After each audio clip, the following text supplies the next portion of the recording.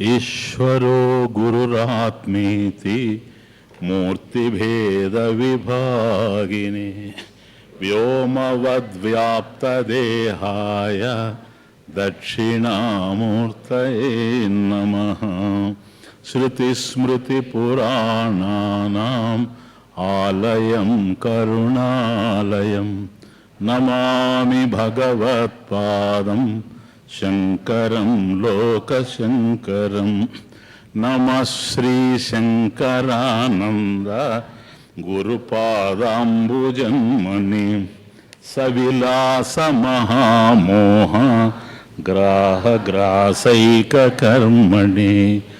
ఓం సహనావవతు సహనౌ భునక్తు సహ వీర్యం కరవావహై తేజస్వినావధీతమస్తు మా విద్విషావహై. ఓం శాంతి శాంతి శాంతి. కర్మ అనేది కర్త మీద ఆధారపడి ఉంటుంది. కేవలం కర్త మీదనే కేంద్రీకరింపబడి ఉండేటువంటిది కర్మ. కర్త కర్మను చేయడానికి ఏవైతే ఉపకరిస్తూ ఉన్నాయో అవి కరణాలు, అంటే పనిముట్లులాగా మనకు ఉపయోగిస్తూ ఉంటాయి. ఓ పని చేయడానికి పనిముట్లు ఎట్లాగైతే ఉంటాయో కర్మను ఆచరించడానికి మనకు కరణాలు ఇచ్చాడు భగవంతుడు, వాటితో ఆచరిస్తూ ఉన్నాం. ఈ కర్మలు రెండు విధాలుగా ఉంటాయి. బాహ్యంలో నడిచేటువంటి కర్మలు, ఇలా బాహ్యంలో నడిచేవి దేహం ద్వారా ఇంద్రియాల ద్వారా జరుగుతూ ఉంటాయి. కాబట్టి ఈ దేహంతో మనం కర్మ చేస్తూ ఉంటాం. ఈ దేహంలోని ఇంద్రియాలు ఉన్నాయి. కన్ను చూస్తుంది, చూడడం అనేటువంటిది కర్మ. చెవి వింటుంది, వినడం అనేటువంటిది కర్మ. కాబట్టి దేహేంద్రియాల వల్ల బాహ్య కర్మలు జరుగుతూ ఉంటాయి. అది కాయికమైన వాచికమైన. కాబట్టి నేను మాట్లాడుతూ ఉన్నాను, ఆ మాట్లాడడం అనేటువంటిది కర్మ. ఈ మాట్లాడడం అనేటువంటిది కాయిక కర్మ అంటే వాచిక కర్మ. వాచికంతో నడుస్తూ ఉంది కనుక, మాట జరుగుతూ ఉంది కనుక. కాబట్టి దేహంతో చేసేటువంటి కర్మలు కానీ, వాక్కు ద్వారా జరిగేటువంటి కర్మలు కానీ, దేహము ఇంద్రియాలు ఇవి కలిసి ఏ విధమైనటువంటి కర్మలను ఆచరిస్తూ ఉంటాయో ఇవి బాహ్యంలో ఉండేటువంటి కర్మలు. అట్లాగే ఈ బాహ్యంలో ఏ కర్మ జరిగినా దాని వెనక ఏదో ఒకటి ఉంటుంది. అసలు ఎందుకు చేయాలి నువ్వు ఈ కర్మ? చేయకుండా ఉంటే ఏమైంది? అది విషయం. ఇప్పుడు అతను లేచి ఆ చూపరు తీసుకొని దాన్ని అట్లా తుడిచాడు నీళ్ళని కదా, అది కర్మ, కాయక కర్మ. చేత్తో అలా తుడిచాడు అనుకోండి. ఇప్పుడు అసలు ఎందుకు తుడవాల్సి వచ్చింది అని ఆలోచన చేస్తే దీనికి సంబంధించిన జ్ఞానం కర్మ కన్నా ముందే ఉంది. అంటే అతను లేచి తుడిచినప్పుడు మనకు అర్థమైంది. కానీ అంతకు ముందే ఆలోచిస్తూ ఉంటాడు. Action presupposes knowledge. ఎప్పుడు కూడాను ఒక కర్మ జరిగింది అంటే కర్మకు ముందు ఒక ఆలోచన ఏదో మనసులో ఉంటుంది కనుక కొద్దిసేపు చూసింటాడు, అయ్యో నీళ్ళు ఇట్లా ప్రవహిస్తున్నాయి, పైకి వచ్చేస్తున్నాయి, అందరి మీదకి పోతుందేమో, కొద్దిగా దాన్ని శుభ్రం చేస్తాము అని అనుకుంటాడు. అప్పుడు లేచి దాన్ని తుడిచాడు. చూసారా? ఇప్పుడు జస్ట్ ఇప్పుడు జరిగిందని చెప్తున్నాను నేను, అంతే, ఇంకేం లేదు. ఇది బాహ్యంలో నడిచేటువంటి కర్మ. దాన్ని బేస్ చేసుకొని మాట్లాడతాను. అర్థమవుతుంది? దానికి ముందు అతనిలో ఒక ఆలోచన కదిలింది. కాబట్టి కర్మ ఎక్కడ జరిగినా అలా కర్మ జరగడానికి లోపల ఒక ఆలోచన ఉంటుంది. ఆలోచన ఏదైతే ఉందో అది కూడా కర్మే. అంటే ఇది దేహము ద్వారా ఇంద్రియాల ద్వారా జరిగేటువంటివి బాహ్య కర్మలు. ఇలా బాహ్య కర్మలు జరగడానికి ఆంతర్యంలో ఏ విధమైనటువంటి ఆలోచనలు ఉన్నావో, సంకల్పాలు ఉన్నావో అది కూడా కర్మే. కాకపోతే అది మానస కర్మ. ఇది కాయిక కర్మ, వాచక కర్మ, అది మానస కర్మ. Very clear. కాబట్టి ఆ మనసులో ఆలోచనలు ఉన్నాయి, బాహ్యంలో కర్మలుగా వ్యక్తం అవుతూ ఉన్నాయి. కాబట్టి ఆ ఆలోచన ఏదో పొందాలి అని మనసులో ఉండడం వల్లనే ఆలోచన కదిలింది. దాన్ని ఎలా పొందాలని ప్రయత్నం చేస్తూ ఉన్నాడు. బాహ్యంలో కర్మలు ఆచరింపబడుతూ ఉన్నాయి. కామాయ మనశ్చ కరోతి కర్మాణి.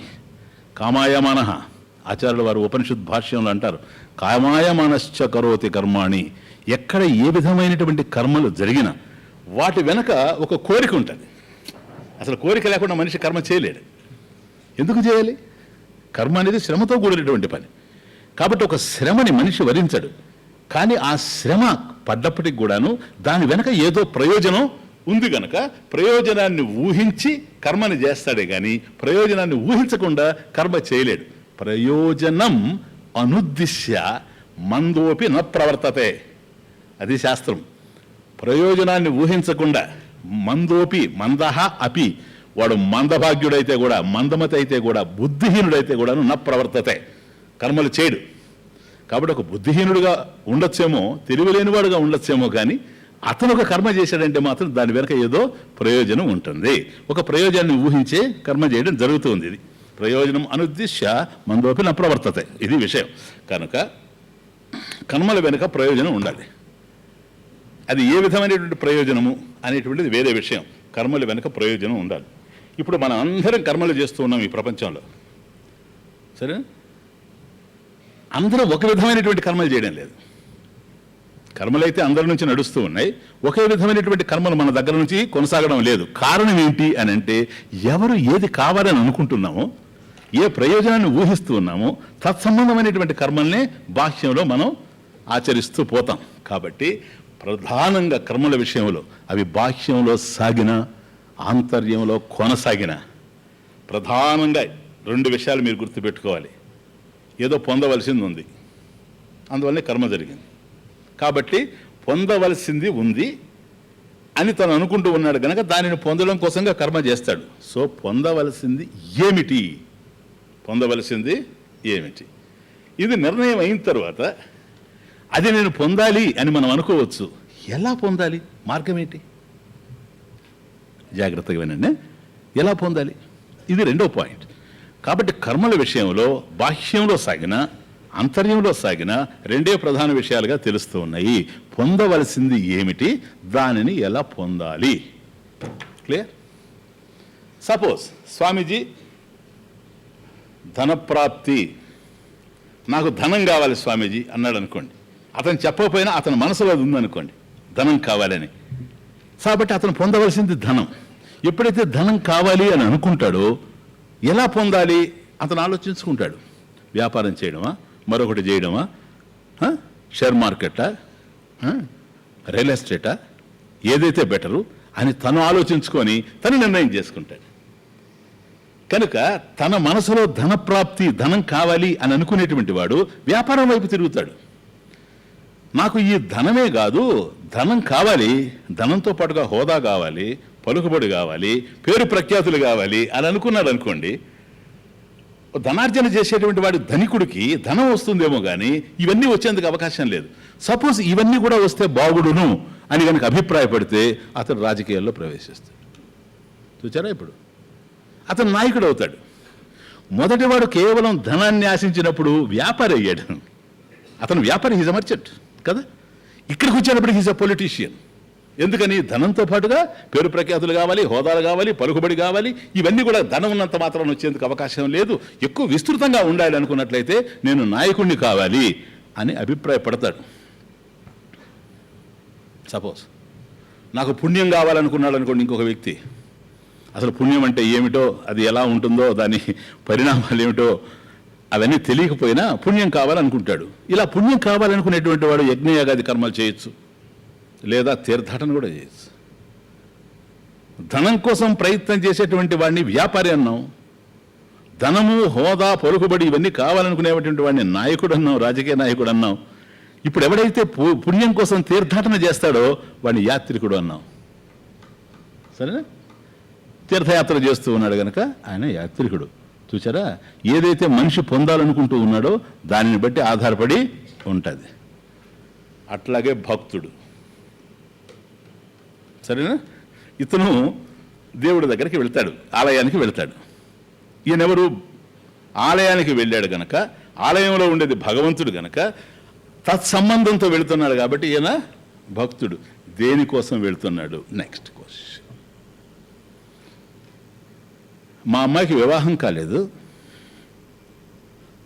ఈ ఆలయంలో కనుక రోజు 108 సార్లు కనుక తిరిగితే, ఇలా ఇంతకాలం చేస్తే అవుతుంది అని గతంలో చేసి లబ్ధి పొందిన వాడు చెప్పాడు గనక ప్రయోజనాన్ని అతను చూశాడు కాబట్టి నాకు కూడా ఆ ప్రయోజనం కలిగే అవకాశం ఉంది గనక నేను కూడా వెళ్ళి తిరుగుతానని తిరుగుతాడు. జరగచ్చు, జరగకపోవచ్చు, పాసిబిలిటీ ఉంది, కొట్టేయలేం. అతనికి ఎందుకు జరిగిందో ఏవైనా కార్యాలు మనకు కనపడతాయి. కార్యాల వెనక ఉండేటువంటి కారణాలు మనకు తెలిసిరావు. కేవలం తిరిగినంత మాత్రాన 108 సార్లు అయ్యేటట్లయితే అందరికీ దేవాలయాలే తిరుగుతారు. కనుక కొందరికి సక్సెస్ కావచ్చు, కొందరికి కాకపోవచ్చు. ఇలా కావడానికి, ఆ కాకపోవడానికి కారణాలు ఏంటో మనకు తెలియదు. కానీ ఇతను మా అమ్మాయికి వివాహం కాలేదు, అందుకని నేను ఆలయానికి వచ్చాను. వివాహం అయిపోయింది అనుకోండి, నెక్స్ట్ పోతే పోవచ్చు, పోకపోతే పోకపోవచ్చు. ఒకవేళ పోవచ్చు, 3 సార్లతో సరిపెట్టుకోవచ్చు, 108 సార్లు తిరగకపోవచ్చు. ఎందుకని 108 సార్లు తిరగడానికి ఏది కారణమో అది తొలగిపోయింది కనుక, మ్యారేజ్ అయిపోయింది కనుక. మళ్ళీ 3 సార్లు కూడా ఎందుకు లేని ఒక్కసారికి రావచ్చు. ఆ తర్వాత తిరగకుండానే లోపల పోయి దండం పెట్టుకోవచ్చు. ఆ తర్వాత పోకుండానే పోవచ్చు. పాసిబిలిటీ ఉంది, యాక్సెప్ట్ ఇట్. ఈజ్ అ భక్త, ఎవడు కాదనడం లేదు. ఎందుకు పోయినావా నువ్వు ఆలయానికి? భగవంతుడితో నీకే సంబంధం?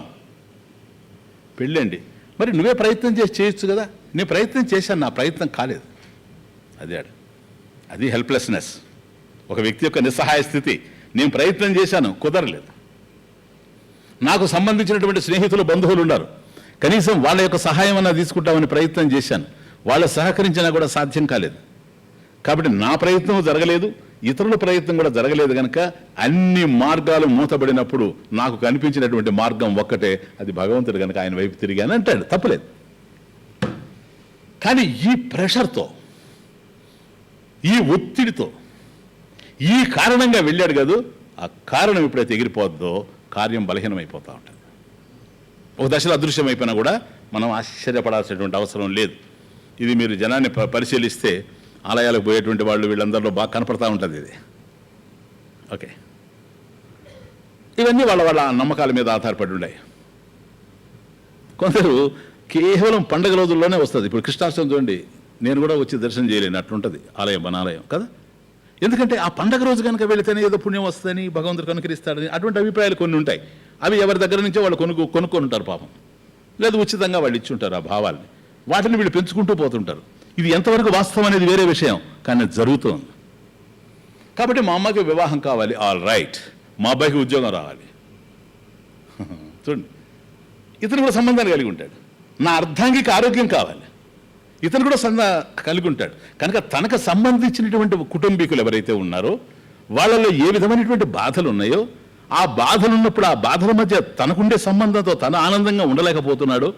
ఈ బాధల్ని తీర్చుకోవడానికి, ఈ సమస్యల్ని పరిష్కరించుకోవడానికి తనకు మరొక మార్గం కనిపించడం లేదు కనుక, తన ప్రయత్నాలు విఫలమైనవి కనుక, తనకు కావలసిన వాళ్ళు సహకరించిన విఫలమైంది కనుక భగవంతుడి వైపు తిరిగాడు. ఇతర భక్తులే కాదనడానికి అవకాశం లేదు.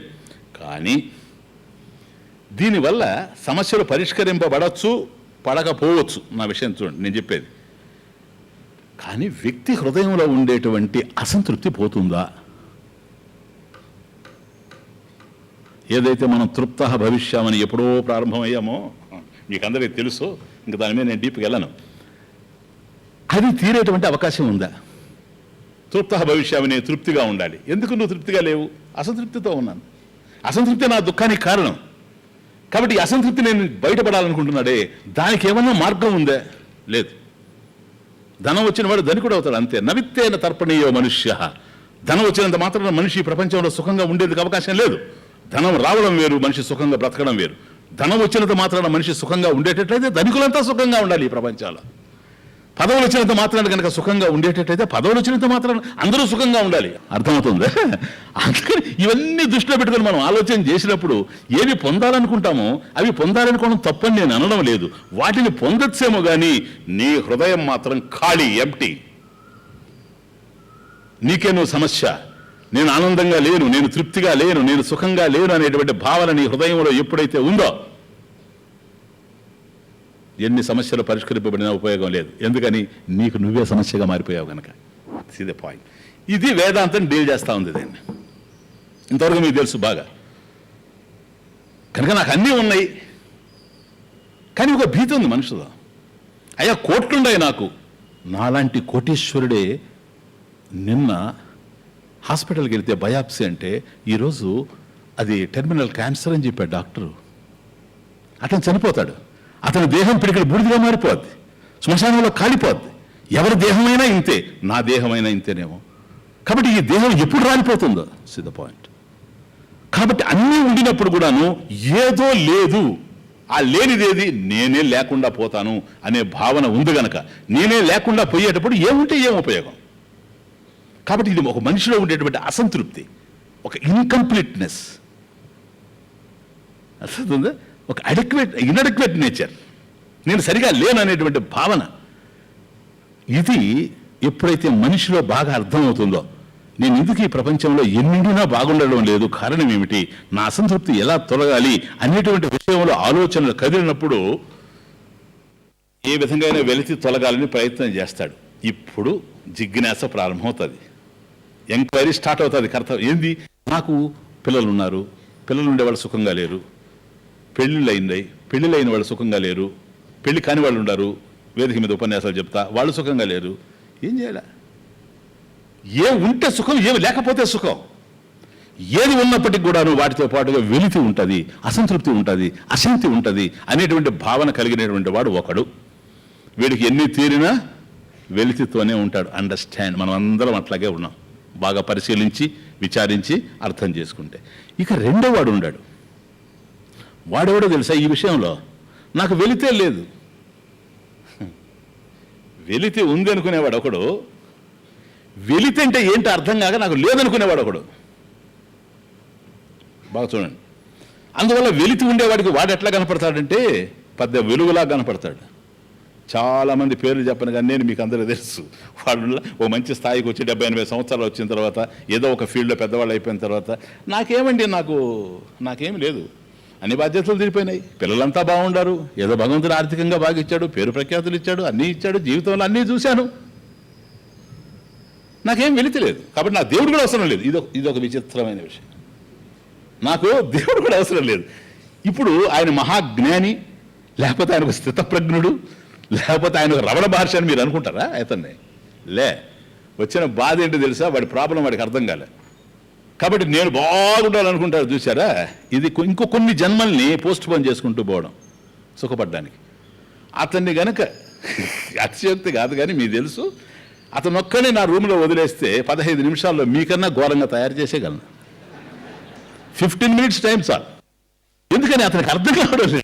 ఇప్పుడు నేను అన్నాను అనుకోండి, రేపు ఉదయం నువ్వు చచ్చిపోతే ఏం చేస్తావని, ఆల్రెడీ ఉంది అతని మనసులో అది. కానీ ఇవన్నిటి మధ్య దాన్ని ఏదో కప్పేసుకొని కూర్చొని ఉంటాడు. అసలు విషయం కనుక అర్థమైందంటే మనకేం తెలుసు ఈ ప్రపంచంలో, తెలియంది ఎంత ఉంది, మనం సుఖంగా ఉన్నామా ఈ ప్రపంచంలో. సరే ఇప్పుడు బాగున్నాడు, ఎందుకని సమస్యలు లేవు కనుక. సపోజ్ రేపు మార్నింగ్ డాక్టర్కి ఏమన్నా అయింది, సన్కి ఏమన్నా అయింది, సన్నిలాకి ఏమన్నా అయింది, మనవాడికి యాక్సిడెంట్ అయింది, ఏమవుతాడు ఇతను? అప్పుడు కూడా నేను హాయిగా ఉన్నానండి అంటాడా? అనలేడు. రమణ మహర్షి అనగాడు, ఇతను అనలేడు. అర్థమవుతుంది. అందుకని తను బాగలేకపోయినా బాగున్నట్టుగా అనుకుంటున్నాడు అనుకోండి, ఇది మరీ ఘోరం. కాబట్టి వీళ్ళిద్దరు కూడా ఏది, నేను బాగలేను అనుకునేటువంటి వాడు ఈ బాగున్నాను అనుకునేవాడి కన్నా కొద్దిగా బెటరు. ఎందుకో తెలుసా, నాకు జబ్బు ఉంది అని తెలిస్తే మందు తీసుకోవచ్చు, వాడికి జబ్బు ఉన్నా కూడా నేను ఆరోగ్యంగా ఉన్నాను అనుకుంటే వాడిని చేసేదేం లేదు. కాబట్టి వీళ్ళిద్దరు మనకు కనపడతా ఉన్నారు. ఇప్పుడు ప్రధానంగా విషయం అర్థమైంది అనుకోండి, ఈ బాగు కాదు. ఎందుకని ఇక్కడ ఏవైతే బాగు అని మనం అనుకుంటున్నామో అవి రెండో రోజు ఓగుగా మారిపోతూ ఉన్నాయి. ఏవైతే అందాలని మనం అనుకుంటున్నామో అవి వికారాలుగా మారిపోతూ ఉన్నాయి.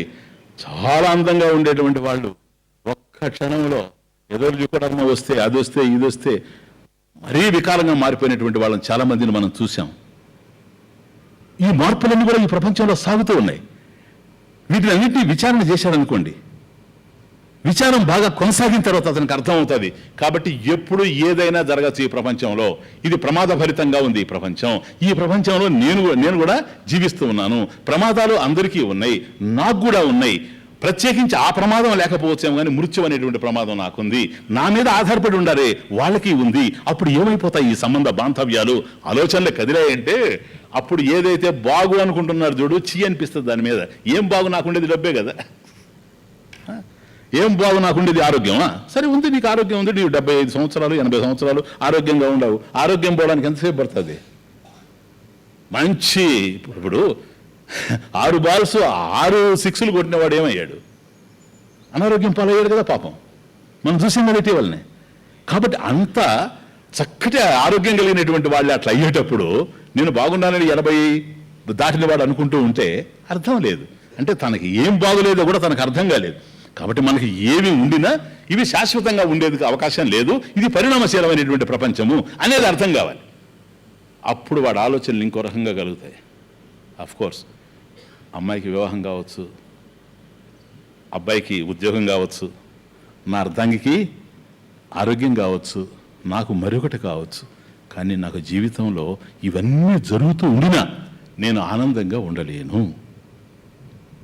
ఈ ఆలోచన వచ్చినప్పుడే ఒక నరేంద్రుడు వివేకానందుడు అయ్యాడు, ఒక రామతీర్థ తయారయ్యాడు, ఒక వెంకటరామన్ అనే పిల్లవాడు రమణ మహర్షిగా తయారయ్యాడు.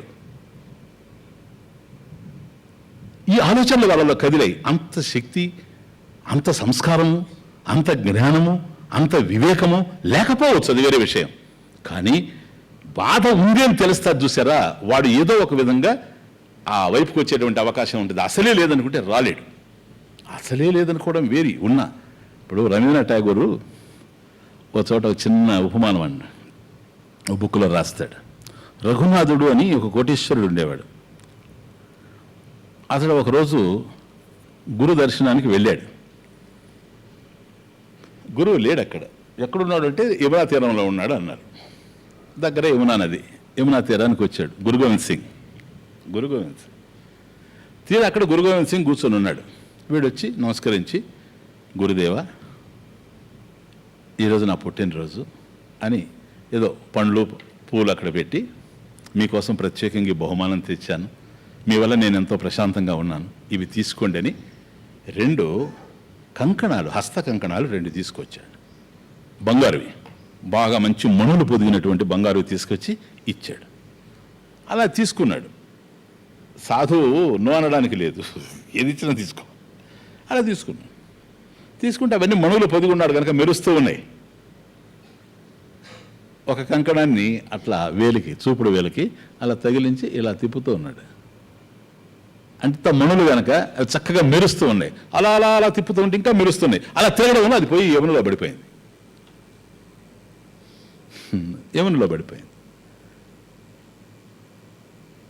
ఇది వెళ్ళిపోవడం అతను చూశాడు, కానీ ఎక్కడ పడిందో అతను చూడలేదు. 2వ చేతిలో ఉంది పాపం.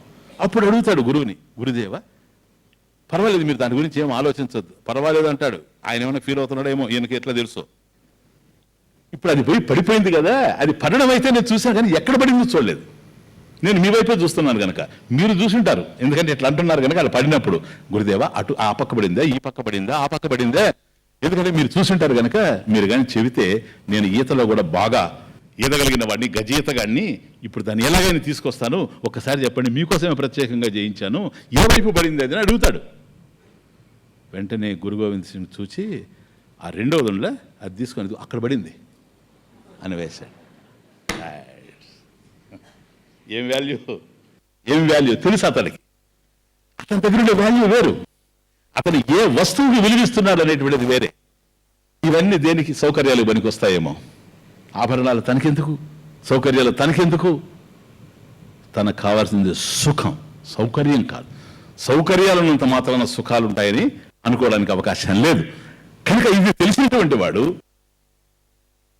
అన్ని ఉండినప్పటికి కూడాను తనలో ఉండే కొరత ఏదో ఆలోచిస్తాడు. అదే బుద్ధుడి విషయంలో మనం చూచింది. బుద్ధుడికి ఏం తక్కువ? అన్నీ ఉండి కూడాను ఎందుకు ఇహాసనే శిష్యతమే శరీరే త్వగస్థి మాంసం విలయం చయాతు. ఇదిగో ఇక్కడ గుర్తుంటూ ఉన్నాను. ఈ యొక్క ఆసనంలోనే ఈ దేహం మట్టిలో కలిసిపోనిగాక. త్వగస్థి మాంసం విలయం చయాతు.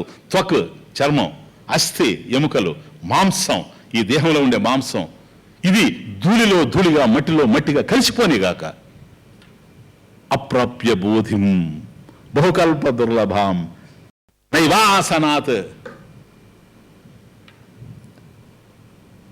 నైవాసనాత్ కాయమత చలిష్యతే.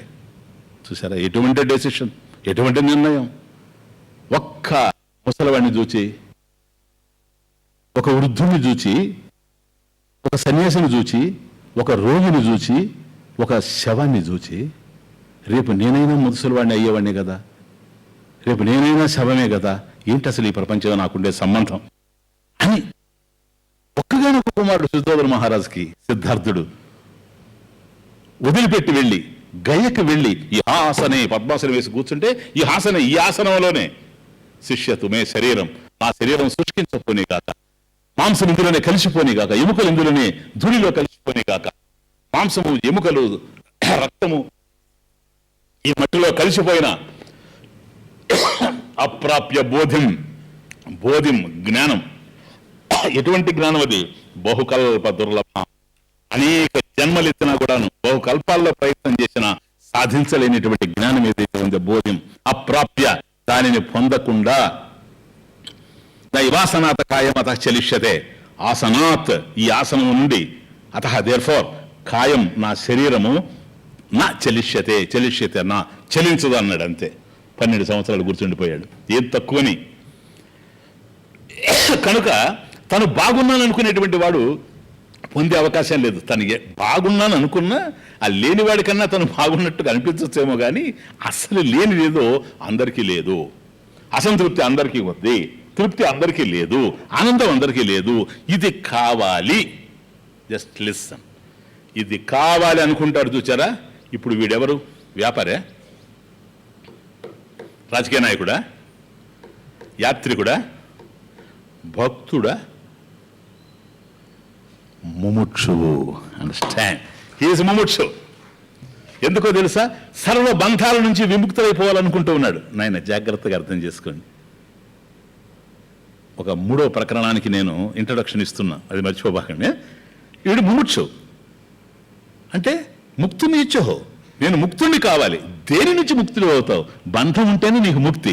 సర్వబంధాత్ వినిర్ముక్త. కాబట్టి సమస్తమైనటువంటి బంధాలు, ఏ విధమైన బంధం నాకు ఉండకూడదు. అటువంటి ముక్తి నాకు కావాలి, మోక్షం నాకు కావాలనుకుంటాడు. చూచారా? ఇక్కడ వీడు ముముక్షు అవుతాడు.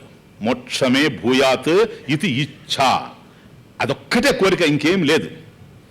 అనేక కోరికలు, ఇదో కోరిక కాదు. It is the only objective, not one of the objectives. Please, అనేకం కావాలి, వాటిలో ఇదొకటి నో, అదొక్కటే కావాలి. ఎందుకని? మోక్షం లేకపోతే ఎన్నుండి ఉపయోగం లేదు కనుక. ఈ నిర్ణయానికి వచ్చాడనుకోండి, ఇది పురుషార్థ నిర్ణయం. ఇది పురుషార్థ నిర్ణయం. అంటే పురుషేన అర్థ్యతే ఇది పురుషార్థ. మనం ప్రయత్నం ద్వారా పొందవలసింది ఏంటంటే దీన్ని. ఇది మోక్షం. క్లియరా? మోక్షం. మోక్షాన్ని కోరుకుంటూ ఉన్నాడు కనుక ముముక్షు. సరేనా? ఇంతవరకు బాగుంది. మళ్ళీ ఇప్పుడు వాళ్ళనందరినీ వదిలిపెట్టేసి, ఆ బాధల్లో ఉండేవాళ్ళని, కష్టాల్లో ఉండేవాళ్ళని, ధనం కావాలని, పేరు ప్రఖ్యాతి అందరినీ వదిలిపెట్టి కొద్దిగా ఒక బెటర్ పర్సన్ని చూస్తూ ఉన్నాం ఇప్పుడు. అతను ముముక్షువు. సరేనా? అంటే మోక్షమే కావాలి అని ఆలోచించేటువంటి వాడిని చూస్తున్నాం. మోక్షం పొందాలి ఎలా? సరేనా? ఇప్పుడు అదే రండి, 2 పాయింట్స్. మనం ఏం పొందాలి, ఎలా పొందాలి. ఇప్పుడు ఇతని విషయంలో ఏంటి? ముముక్షు దగ్గరకు వచ్చేటప్పటికి నేను పొందాల్సింది మోక్షం. ఎలా పొందాలి? ఇక్కడ డిఫరెన్స్. ఇక్కడ ఇప్పుడు మోక్షం కావాలి కదా, మోక్షం కావాలని ముముక్షు. వీళ్ళలో భేదాలు చూడండి. కావాల్సింది మోక్షమే, ఇవన్నీ ఉపయోగం లేదని తెలుసుకుంటాడు.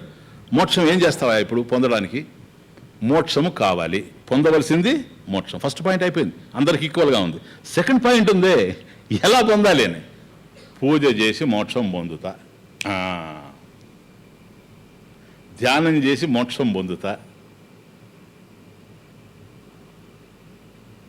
సంవత్సరానికి 2 సార్లు అయ్యప్ప కొండకు పోయి వచ్చి మోక్షం పొందుతా. సరే, గురువారం ఉండనే ఉంది, మోక్షం పొందుతా. చూసారా? జపం చేసి మోక్షం పొందుతా, రామకోటి రాసి మోక్షం పొందుతా, కేవలం నామ సంకీర్తనతో మోక్షం పొందుతా. వీళ్ళలో ఎవరైనా మోక్షాన్ని పొందే అవకాశం ఉందే? మీరు గతంలో విన్నదాన్ని బట్టి చెప్పండి లాజికల్గా. లేనే లేదు. కాకపోతే ఇంకొక ఉత్తమోత్తమైనటువంటి జన్మ రావచ్చు. ఇప్పుడు చేసినటువంటి అలౌకిక కర్మల వల్ల, ఈ కర్మ ఫలితంగా దయ ఉంది గనక, ఫలితంగా ఆ దయ వల్ల ఒక మంచి సద్గురువు దొరకచ్చు రాబోయేటువంటి జన్మల్లో. ఆయన బోధిస్తే మళ్ళీ వీడు ఆ వైపు తిరగచ్చు. కానీ ఈ జన్మ మాత్రం వృధా అయిపోయింది. కారణం మోక్షం అట్లా లేదు. అవన్నీ కూడా అంతఃకరణ శుద్ధి కోసమే, మీకు బాగా తెలుసు. అంతఃకరణ శుద్ధి అర్థం చిత్తస్య శుద్ధయే కర్మ నతు వస్తుపలబ్ధయే. కాబట్టి నీ పూజ వల్ల కనుక అది లభ్యమయ్యేదైతే పరిమితం అయిపోద్ది. పరిమితమైంది నశించిపోతుంది. నశించిపోయేది మోక్షం కాదు. That is the point. మోక్షము అక్షయమై ఉండాలి, అక్షరమై ఉండాలి. క్షరం నశించేటువంటిది మోక్షం ఎట్లా అవుతుంది? కాబట్టి ఈ ప్రపంచంలో అన్నింటినీ వదులుకొని మోక్షం వైపు నువ్వు ఎందుకు వచ్చావంటే ఏవి పట్టుకున్నావు నశించిపోతూ ఉన్నాయి కనుక, నశించినటువంటిది ఏదో అది నాకు కావాలనుకుంటూ ఉన్నావు, అది మోక్షం. అది మోక్షం. అండర్స్టాండ్?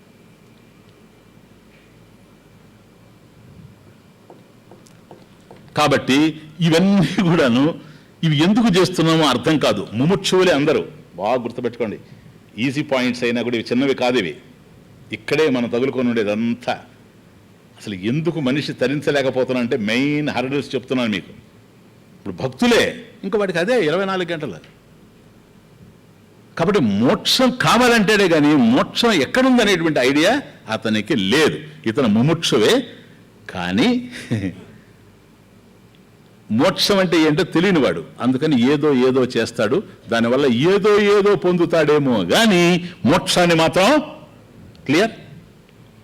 సరే, ఇప్పుడు మీరు చెప్పండి. ఇంతకాలంగా ఇన్ని ఉపనిషత్తులు బ్రహ్మసూత్ర భాష్యం విన్నారు కనుక మోక్షం ఎక్కడుంది? అచ్చా, దీంట్లో 2 రకాలు. ఇది మీకు ఇప్పుడు అర్థం కాదు. ఏంట్రా ఇది? మోక్షం జ్ఞాన రూపంలో ఉందంటే అయిపోయింది కదా, ఇంకేముంది? కాబట్టి ఎప్పుడైతే మోక్షం జ్ఞాన రూపంలో ఉందో, జ్ఞానాన్ని పొందితే మోక్షం వస్తుంది. జ్ఞానాత్ మోక్ష ఇది, జ్ఞానాదేవత కైవల్యం. చాలా క్లియర్. ఇది నేను ఇంకా టచ్ చేయను, మీకు అంత చెప్పున్నాను దాని గురించి. కాబట్టి జ్ఞానం వల్లనే మోక్షం వస్తుంది. అయిపోయింది. జ్ఞానం అందించేవాడు గురువు. కాబట్టి ఏం చేయాల్సిన అవసరం లేదు. గురుముఖత ఆ శాస్త్రం వింటే చాలు, మోక్షం వచ్చేస్తుంది. చేస్తే మళ్ళీ కర్మ అవుతుంది. ఆ కర్మలో పూజ, ధ్యానము, ఇవన్నీ యోగము, ఇవన్నీ ముందు చేసుకోవచ్చు అంతఃకరణ శుద్ధి కోసం. ఇది కదా విషయం. ఇప్పుడు మోక్షం జ్ఞాన రూపంలో ఉంది అన్నట్టు చూసారా? వీళ్ళల్లో మళ్ళీ 2 రకాలు. ఒకటి అంతా వింటారు చూడండి తమాషా. మోక్షం జ్ఞాన రూపంలో ఉంది, బోధించే వ్యక్తికి సరైన అవగాహన ఉంది, శాస్త్రీయంగా ప్రక్రియను బోధించాడు. తీర బోధ అయిపోయిన తర్వాత, అండర్స్టాండ్, బోధ అయిపోయిన తర్వాత అప్పుడు ఒక ప్రత్యేకంగా ఒక మాట అంటాడు, ఒక సెంటెన్స్. స్వామీజీ, మీరు చెప్పిందంతా చక్కగా అర్థమైంది, మాకు అర్థమయ్యేలాగా చెప్పారు. ఇది అనుభవానికి తెచ్చుకునేది ఎట్లా?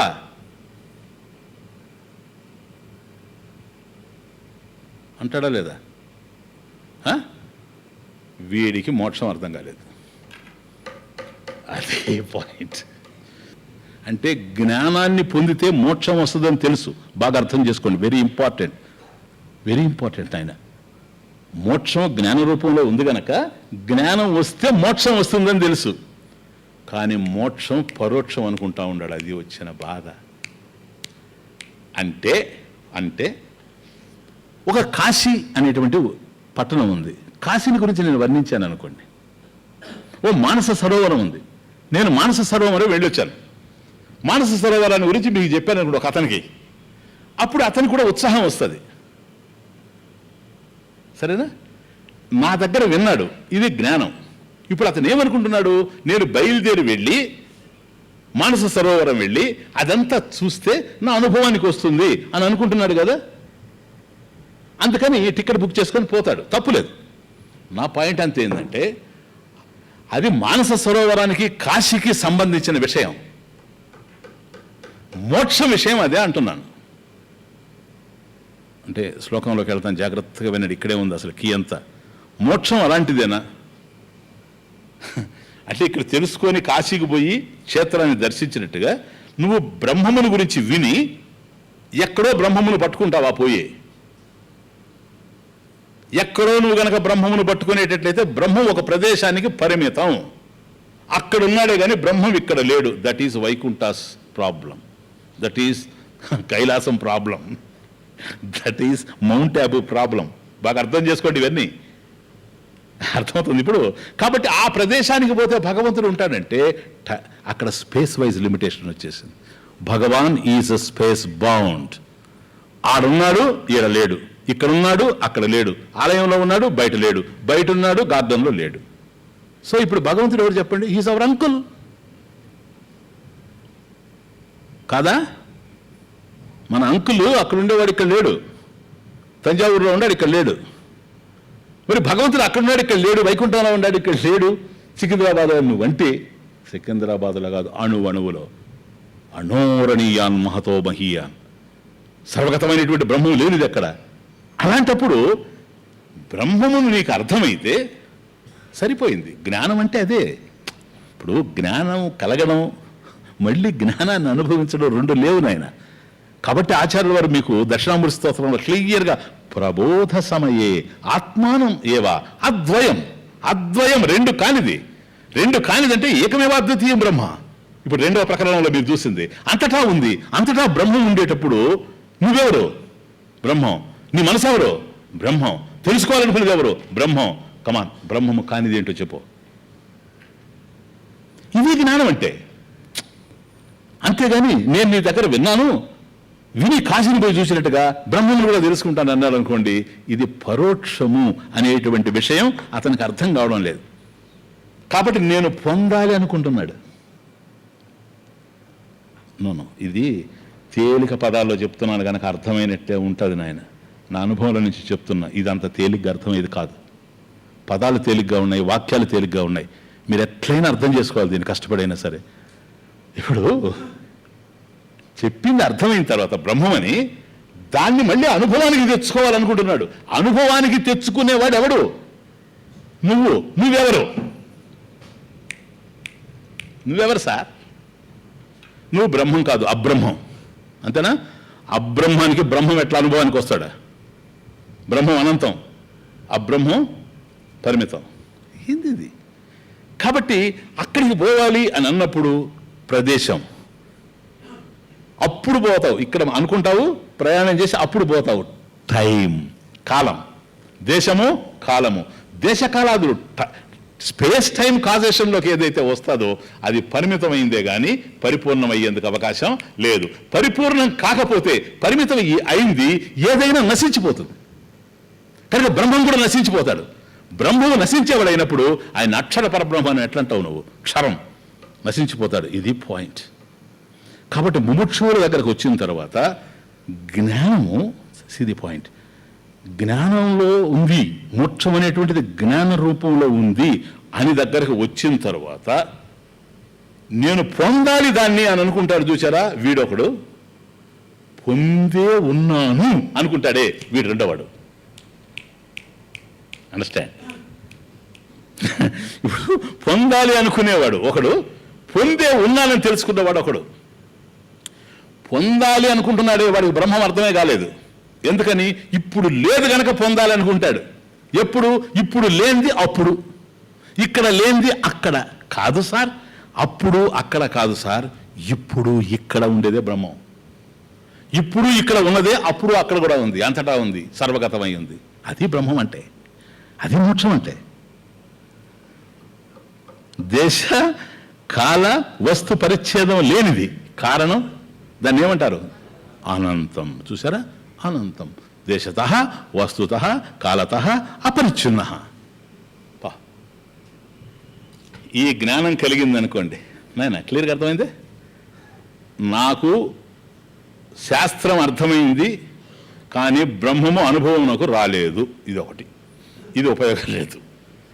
నాకు శాస్త్రం అర్థమైంది అంటేనే బ్రహ్మము అనుభవానికి రానవసరం లేదు. అనుభవానికి వస్తే డేంజరు.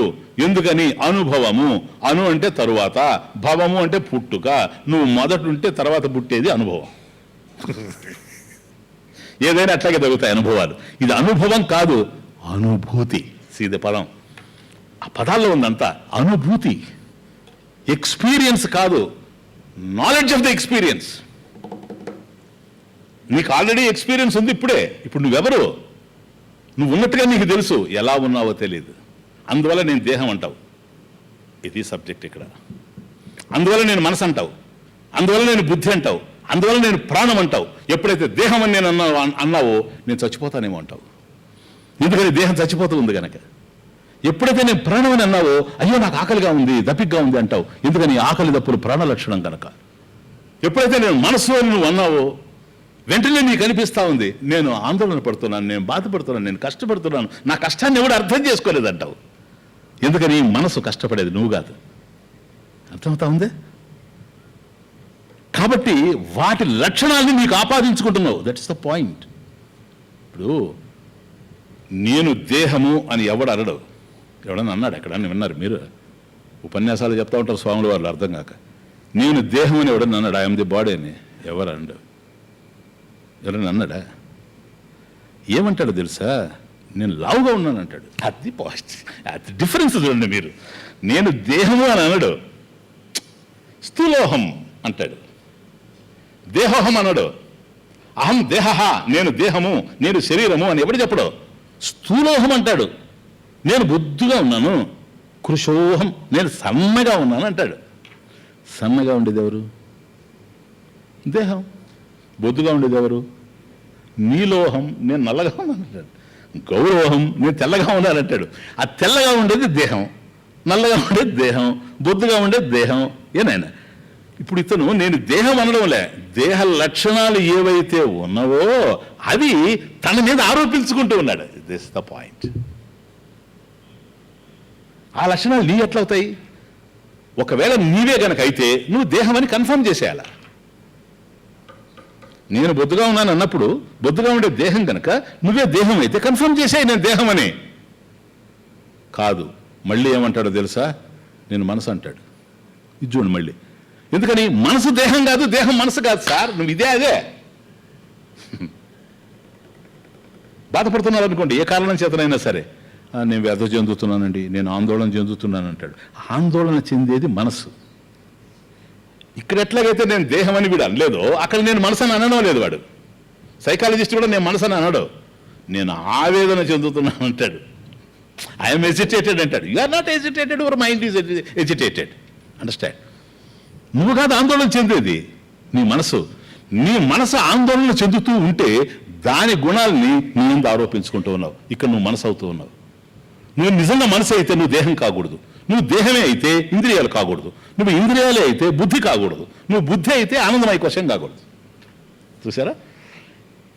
ఈ విధంగా తాను కానివి, తన గుణాలు ఏవైతే కావో అవి తన యందు ఆపాదించుకుంటూ ఉన్నాడు. కనుక ఆ దుఃఖం అంతా కూడా తనదిగా భావిస్తూ ఉన్నాడు. అట్లుంచండి.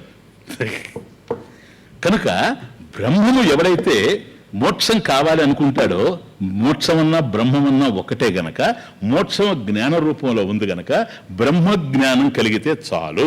బ్రహ్మాన్ని నువ్వు సృష్టించిన అవసరం లేదు. బ్రహ్మం అనంతం గనక అంతటా ఉన్నది. అంతటా ఉన్నదానికి సంబంధించిన జ్ఞానం నీకు కావాలి. అంతటా ఏదైతే బ్రహ్మం ఉందో నీలో ఉండేది ఏంటి? ఆత్మ. అది వేరేనా? అయమాత్మ బ్రహ్మ. నీకు మాండూక్య ఉపనిషత్తులో వచ్చిన మహామంత్రం అదే కదా, మహావాక్యం. అయమాత్మ, అయం ఈ ఆత్మ బ్రహ్మ. ఇది బ్రహ్మాత్మ జ్ఞానం.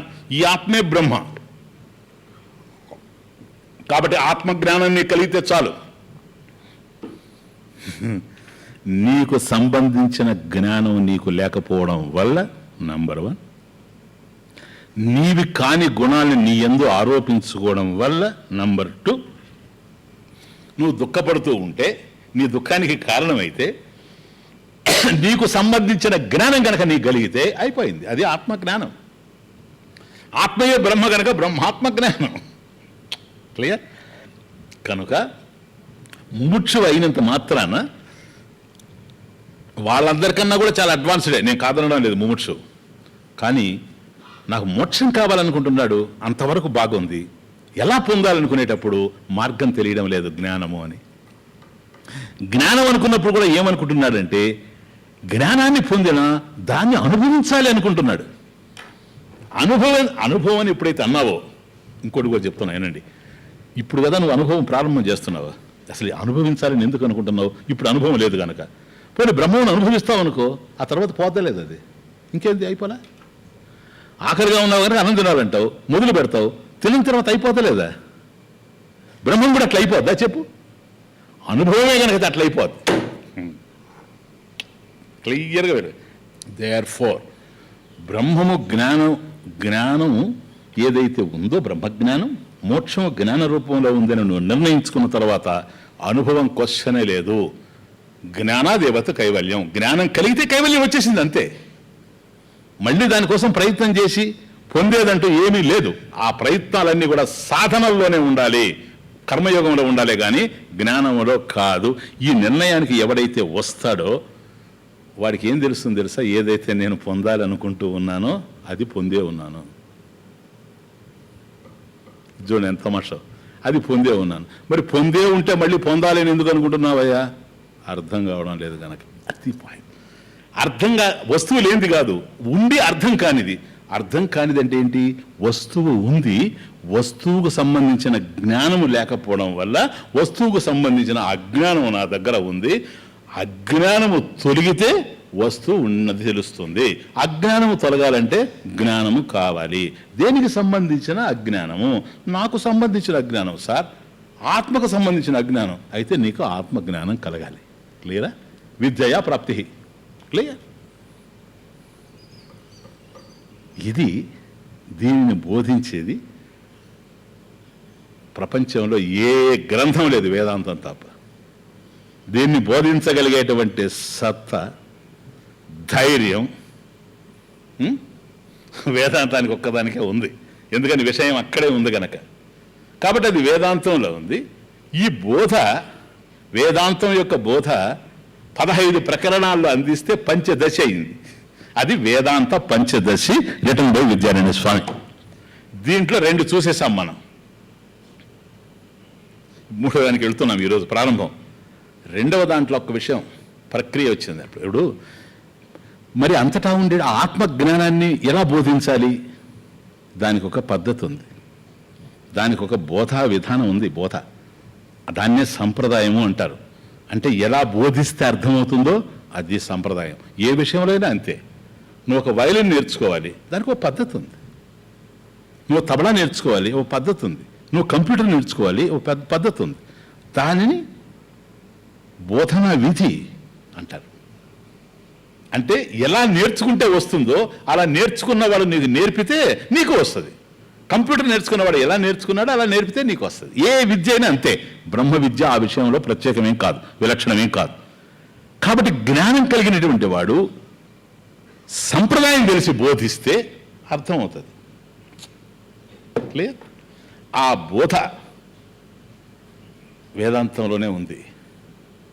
దీనిని ప్రక్రియలు అంటారు.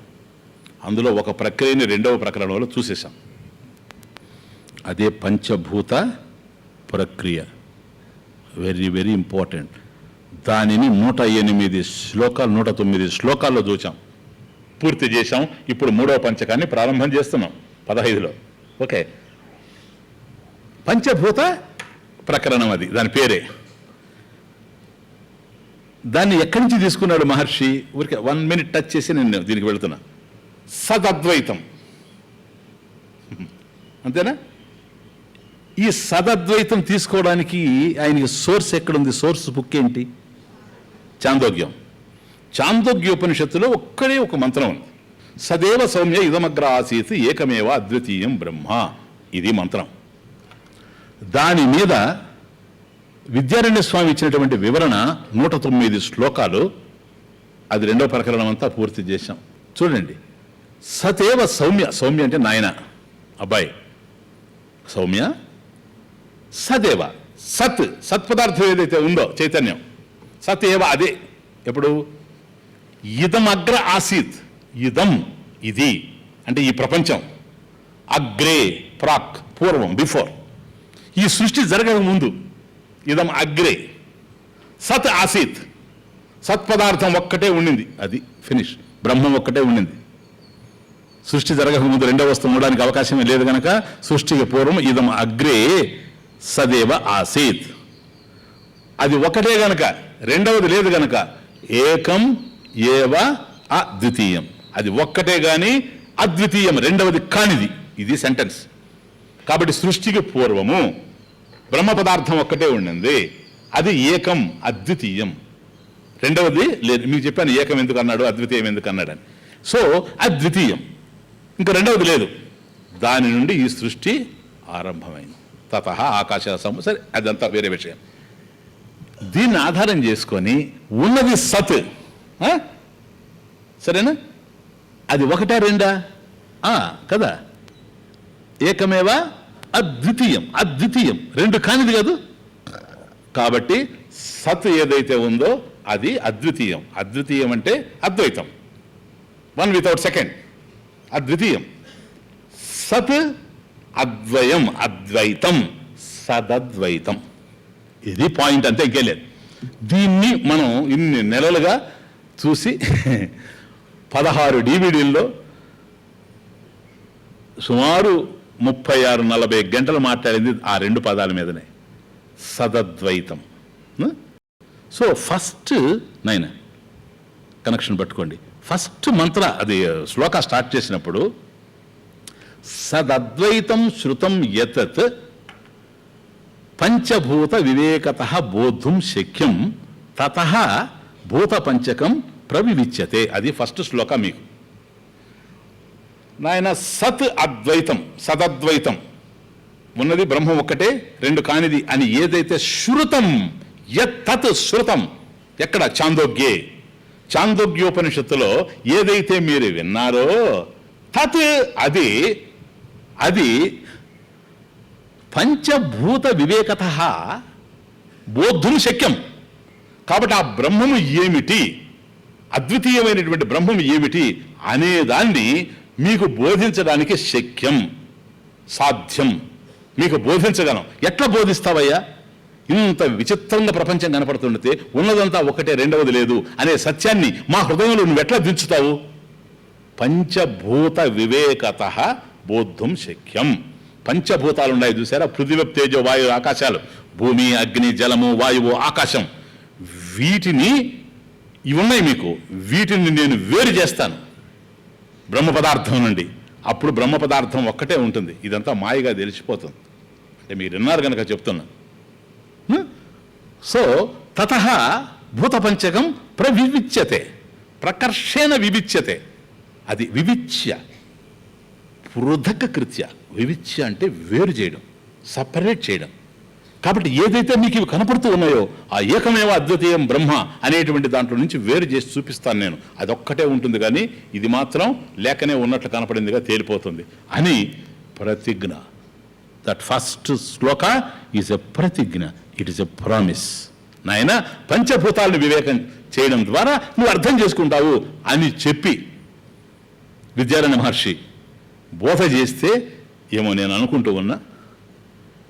చివరికి వచ్చేటప్పటికి ఆయన ప్రతిజ్ఞ ఏదైతే చేశాడో సదద్వైతం యత్తత్ శృతం తత్ పంచభూత వివేకతః బోద్ధుం శక్యం తతః పంచభూత వివేకతః ప్రవివిచ్యతే అని ఏదైతే అన్నాడో అది చివరికి వచ్చేటప్పటికి సాధ్యం అయిపోయింది మీకు కదా.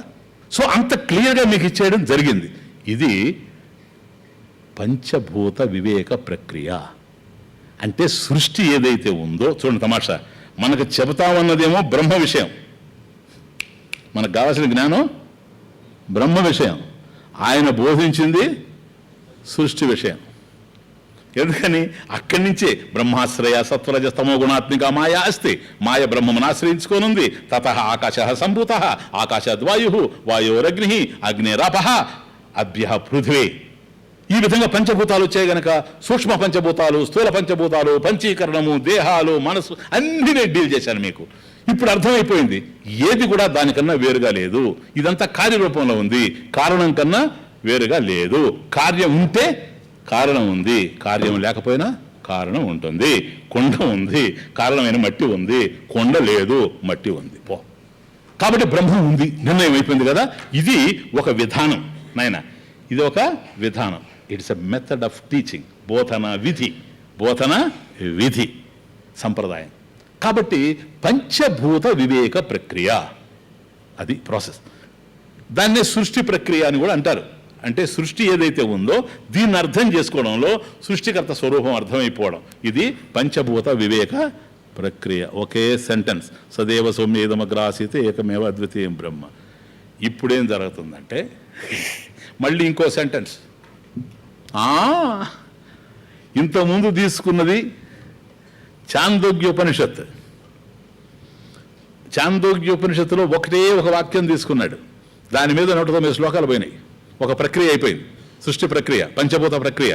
ఇప్పుడు బ్రహ్మం ఏమిటో మీకు తెలిసిపోయింది. అసలు యథార్థం చెబితే పూర్వపు రోజుల్లో అయితే, ఏది ఋషులున్న రోజుల్లో ఇది చెప్పేసిలా వాడిని లేపి నువ్వు పోరా అంటాడు. నేను మళ్ళీ వస్తాను ఈసారి క్లాస్కి. ఓ అయిపోయింది, ఇంకెందుకు వస్తావు మళ్ళీ అని. ఎందుకంటే చాలీకి అయిపోయింది కదా. కాబట్టి ఇంకో ప్రక్రియ వింటారు ఇప్పుడు, అర్థమవుతుంది. అక్కడికి అయిపోయింది అది. ఉపనిషత్తు కొందరు అంటుంటారు, స్వామీజీ ఒక 100 ఉపనిషత్తులు మీ దగ్గర ఉంటే బాగుండని. నా కర్మ అయితే అన్న. ఎందుకంటే ఒక్క ఉపనిషత్తు చాలు జ్ఞానానికి. ఇన్నెందుక ఒక గురువు శిష్యుల్ని పెట్టుకొని ఒక ఉపనిషత్తు చెప్పాడు, ఆయన దాన్ని ఆయన పోయినాడు, వీళ్ళ ద్వారా వీడు పోయారు. అది జరిగింది ఉపనిషత్తు కాలంలో. ఒక ఉపనిషత్తు బోధించిన తర్వాత వాడిని భుజాన్ని ఎక్కించుకోవాలి గురువు. పోరా నీ పాటికి నువ్వు పోన్నాడు, వాడి పాటికి వాడు వెళ్ళాడు, వాడు దాని ఇతరులు బోధించాడు. అట్లొచ్చిన ఈ ఉపనిషత్తులన్నీ. ఒక ఉపనిషత్తు అన్నప్పుడు దీనికి ఇంకొక ఉపనిషత్తు కనెక్షన్ కాదు, it is completing it self. ఇంకా మళ్ళీ రెండో అవసరం లేదు, అది విషయం. ఇప్పుడు ఇంట్లో నాకు ఆకలి ఉందంటే ఆ ఇంట్లో తీసుకుపోయి భోజనం పెడితే పక్కింట్లో పోయి తింటానంటే మళ్ళీ ఎందుకు? అది తిన్నావు కదా, అయిపోయింది అంతే. అట్లాంటిది ఇది. అర్థమవుతుందా? ఇది ఏం ప్రక్రియ స్వామీజీ? పంచకోశ ప్రక్రియ. వెరీ ఇంపార్టెంట్ అండ్ ఇంట్రెస్టింగ్ ప్రక్రియ, మహాద్భుతం.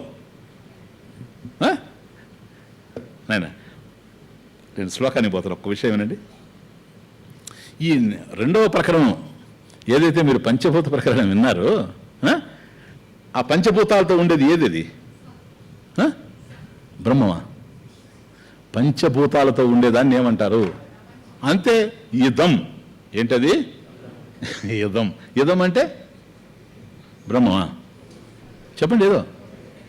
ఇది ఇదం అంటే ఇది, ఇది అంటే నేను కానిది. నేను కానిది నాకన్నా అన్యమైంది ఏదైనా కూడా ఇదం. ఆ ప్రపంచాన్ని అర్థం చేసుకుంటే పరమేశ్వరుడు ఏదో అర్థమైపోయింది. అది పంచభూత వివేకం కదా.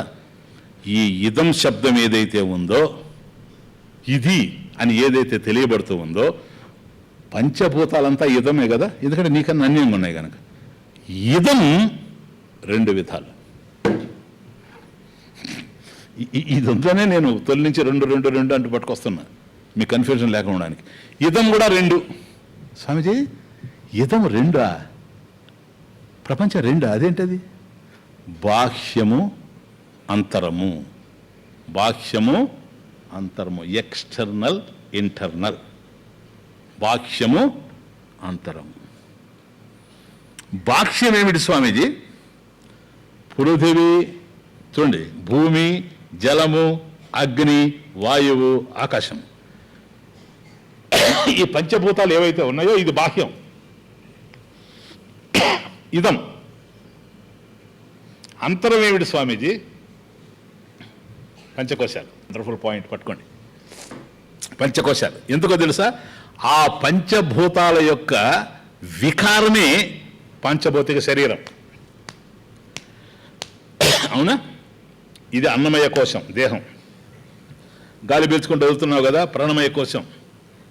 ఆలోచిస్తున్నావు కదా, మనోమయ కోశం. నేను ఆలోచించానంటున్నావు కదా, కర్త భోక్త, విజ్ఞానమయ కోశం. నేను సుఖంగా ఉంటానంటున్నావు కదా, ఆనందమయ కోశం. కొద్దిగా ట్రేస్ కనిపించింది కదా మీకు మాండుక్యంలో ఉన్నా కదా. ఇవి పంచకోశాలు.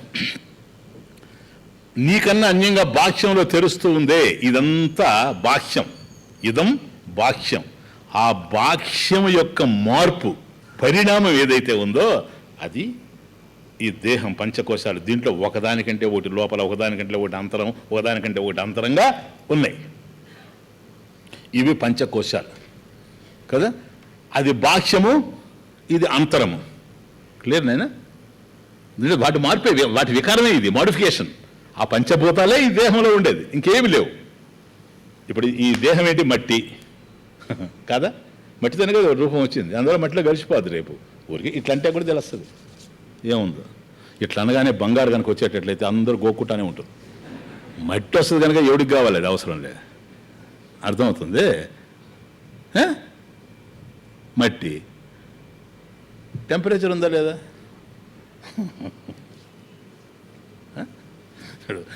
ఒకడు తప్పన పడిపోతే ముందు మనం పోయి వాడిని చూసి అంటే చల్లగా ఉండాడా వేడిగా ఉండాడా వేడిగా ఉండాడు ఇంకా వేడిగా ఉన్నంత మాత్రాన ఉన్నట్టు కాదు, పోయిన తర్వాత కొద్దిసేపు ఉంటుంది వేడి, ఇంకోటి కాదు ఇంత బాధ. అందుకని ఏం చేస్తా అంటే రెండో దాని దగ్గరికి వెళ్తాం, ఏమన్నా గాలి ఆడుతుంది ప్రాణం టమాటా చూడండి ఒక్కొక్కటి. కాబట్టి అగ్ని ఇక్కడ ఉంది, గాలి ఉంది, మట్టి ఉంది. కేవలం మట్టి పోసేస్తే దిబ్బలాగా రూపం ఎట్లా వస్తుంది? నీళ్లుంటేనే కదా వచ్చేది, మట్టి నీళ్ళల్లో గెలిపితేనే రూపం వస్తుంది. రూపం రావాలంటే రసం నీళ్లు ఉండాలా? నీళ్లు ఉండదు లేదా? ఇక్కడి నుంచి అర్థంగా ఉన్నాడు పరిగెత్తు చాలు వస్తాయి లేదు లోపల నుంచి ఉండే జలం. ఆకాశం ఉందా లేదా? ఆకాశానికి తిండే లేదు, కనీసం తిన్న నోట్లో కొద్ది ఆకాశం ఉండబట్టి లోపలికి పోతే అది ఉండాలి కనుక ఆకాశం ఉండబట్టి ఆకాశం అంతా ఉంది. అవకాశ పదార్థులు చూసారా? పంచభూతాలు ఇక్కడ ఉన్నాయి, మార్పు చెంది ఉన్నాయి, వికారం చెంది ఇది ఉంది. బాహ్యంలో ఉండేటివి పంచభూతాలు ఏవైతే ఉన్నాయో అది బాహ్యం. ఏదది? ఇదం. బాగా అర్థం చేసుకో, ఇదం. అది నువ్వు కాదు, ప్రపంచం నువ్వు కాదు, ఇదం. ఇదం జగత్ సర్వం నీకు తెలుస్తూ ఉంది, అందువల్ల అది ఇదం. ఈ దేహం కూడా నీకు తెలుస్తుంది, ఇంక పోతాం డీటెయిల్గా. అందువల్ల ఇది కూడా ఇదమే, ఇది కూడా ఇదమే. కాకపోతే నీకన్నా అన్యంగా ఉంది కదా, అది బాహ్యం అంటున్నావు. బాహ్యంలో ఉండేది నీవే అనుకుంటున్నావు గనక దీన్ని అంతరము. కాబట్టి ఇదం శబ్దానికి బాహ్య అంతర రూపాలుంటే బాహ్య రూపం ప్రపంచం, అంతర రూపం పంచకోశాలు, దేహం. దేహంలో 4 కోశాలు. ఇప్పుడు బాహ్యాన్ని అర్థం చేసుకుంటే పంచభూత వివేకత బోద్ధం శక్యం. ఏది? సదద్వైతం. ఇప్పుడు అంతరాన్ని అర్థం చేసుకుంటుంటే అర్థమైపోతుంది. బాహ్య క్లియర్? బాహ్యంలో ఉండే పంచభూతాన్ని ఆధారం చేసుకొని సదద్వైతం యత్ శ్రుతం తత్ పంచభూత వివేకత బోద్ధం శక్యం తత భూతపంచకం ప్రవివిచ్యతే. సేమ్ సమస్య చూడండి. గుహాహితం బ్రహ్మ యత్తత్ పంచకోశ వివేకత బోద్ధం శక్యం తత కోశపంచకం ప్రవివిచ్యతే. సేమ్. సరిపోయిందే? ఓకే, కమాన్. గుహాహితం బ్రహ్మ యత్తత్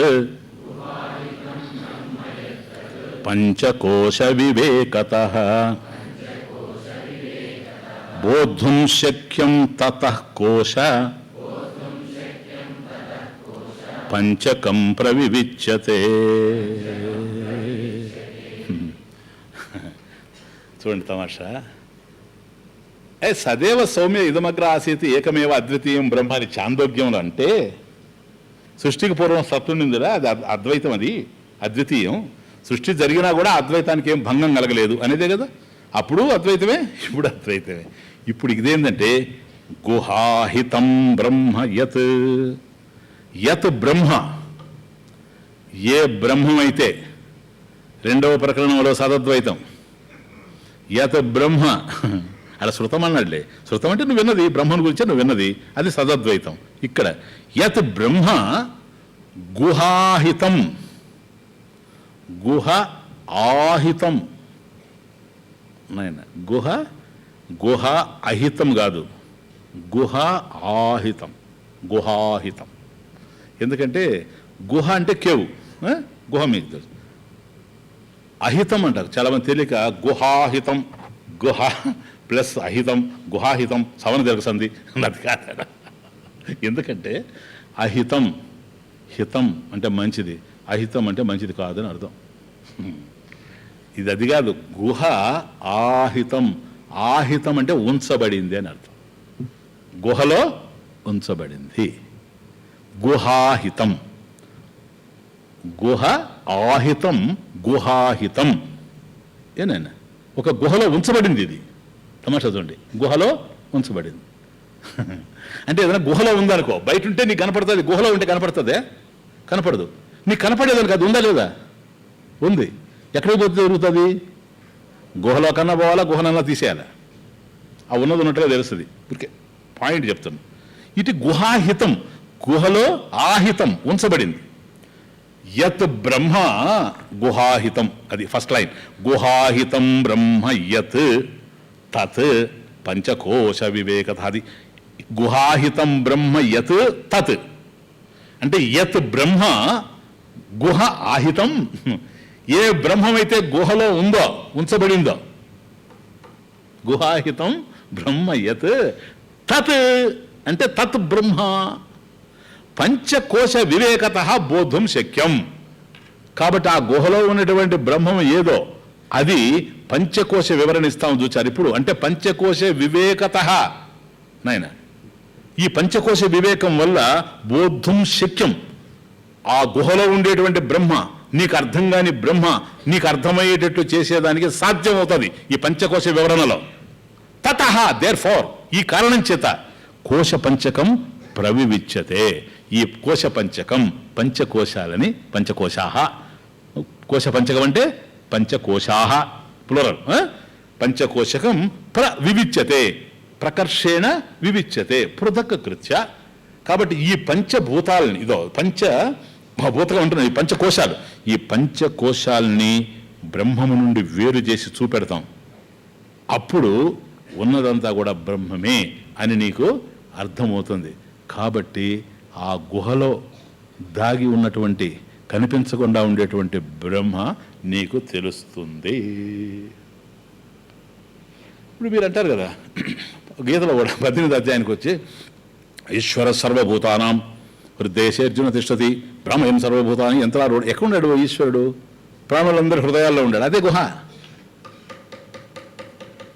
కాబట్టి నా దగ్గరే భగవంతుడు నువ్వే చెప్తున్నావు గుహాహితం, కానీ అర్థం కావడం లేదు. నా దగ్గరే బ్రహ్మం ఉంటే నాకు ఎందుకు తెలియడం లేదని. నీ దగ్గర ఉండడం కాదు, నువ్వే బ్రహ్మం, అది తమాషా. వస్తాను, ఇదే పాయింట్. గుహాహితం యత్ బ్రహ్మ గుహాహితం తత్ పంచకోశ వివేకత బోధం శక్యం. తతః దేర్ ఫోర్ కోశ పంచకం ప్రవివిచ్యతే. కాబట్టి పంచకోశాలను వేరు చేసి చూపెట్టినప్పుడు బ్రహ్మం ఏమిటో ఆ గుహలో ఉండేటువంటి బ్రహ్మం అర్థమవుతుంది. ఇది ఎక్కడిది అంటే తైత్తిరీయం.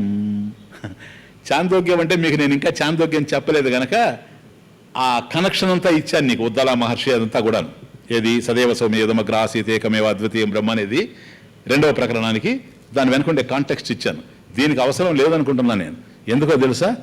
తైత్తిరీయ ఉపనిషత్తు మీకు పూర్ణంగా బోధించేశాను కనుక, 3 వల్లీలు చెప్పాను కనుక. ఏమో 60-70 సీడీలు ఉన్నాయి ఇప్పుడు దాని మీద. మీకంతా చక్కగా అది స్వరయుక్తంగా కూడా చెప్పడం నేర్పించడం జరిగింది కనుక. అక్కడ నాయన 2వ వల్లి ఏంటి? మొదటిది శిక్షావల్లి, 2వది బ్రహ్మవల్లి లేక ఆనందవల్లి,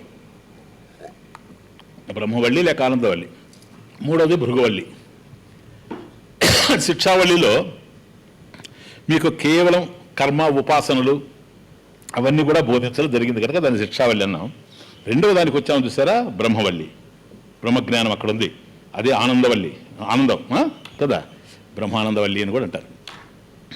అక్కడ ప్రారంభంలోనే ఒకే ఒక మంత్రం మీకు అందరికి కూడా తెలుసు కదా, ఒక్కసారి చెప్పండి. ఆడుండ్లా ఆడ స్వరం ఉందా?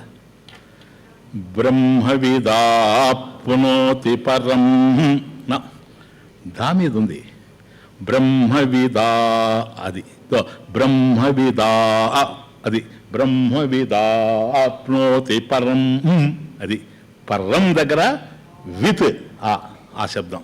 బ్రహ్మవిదాప్నోతి పరం తదేషాభ్యుక్త సత్యం జ్ఞానమనంతం బ్రహ్మ యో వేద నిహితం గుహాయాం పరమే వ్యోమన్ సోష్ణుతే సర్వాన్ కామాన్ సహ, కామాన్ సహ అక్కడ సోష్ణుతే మొత్తం 4 ప్లేసెస్లో ఉంది.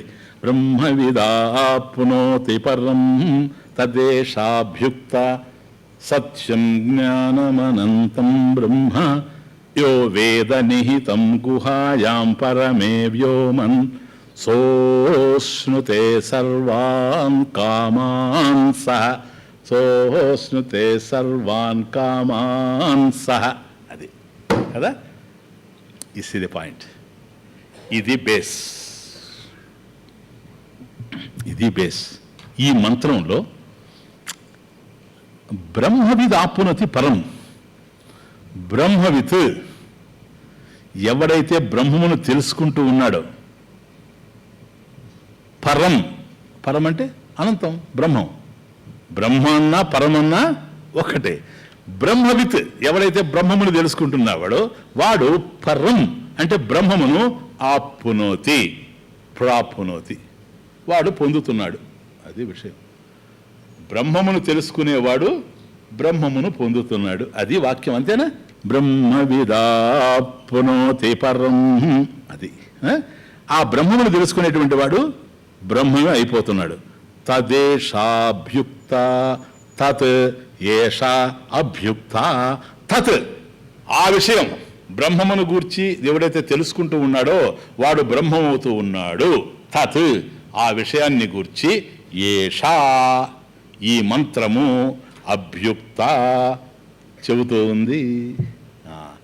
అది కాబట్టి బ్రహ్మమును తెలుసుకునేటువంటి వాడు బ్రహ్మమే అయిపోతున్నాడు. చూడండి తమాషా. ఇప్పుడు మీరు ఎవరు ఇక్కడ బ్రహ్మముని తెలుసుకోవాలని కూర్చొని ఉన్నారు బ్రహ్మజ్ఞానం కోసం. ముముక్షువులు, జిజ్ఞాసులు అయ్యారు మీరు, సరేనా? ఇప్పుడు మీరు కేవలం ముముక్షువులు అనుకోవడానికి లేదు. వాళ్ళు అక్కడ ముముక్షు ఏది అనుభవించాలనుకున్నాడే వాడు ముముక్షు, అక్కడ ఆగిపోయాడు వాడు. అక్కడి నుంచి మీరు మారారు. ఎట్లా తెలుసా? ఇది పరోక్షం కాదు, అపరోక్షం కనుక డైరెక్ట్గా మనం గురువు చెప్పేటప్పుడు మన జ్ఞానం కలిగిపోతుంది. అది ఎప్పుడూ పొందేది కాదు, అనుభవించేది కాదది అని తెలుసుకున్నారు కదా. ఇప్పుడు మీరు ఏమవుతారు తెలుసా? ముముక్షువు కాదు, మీరు ముముక్షువే, మోక్షం కావాలనుకునే వాళ్ళే, కానీ జిజ్ఞాసుగా మారుతారు. జిజ్ఞాసు అంటే జ్ఞాతం ఇచ్చ.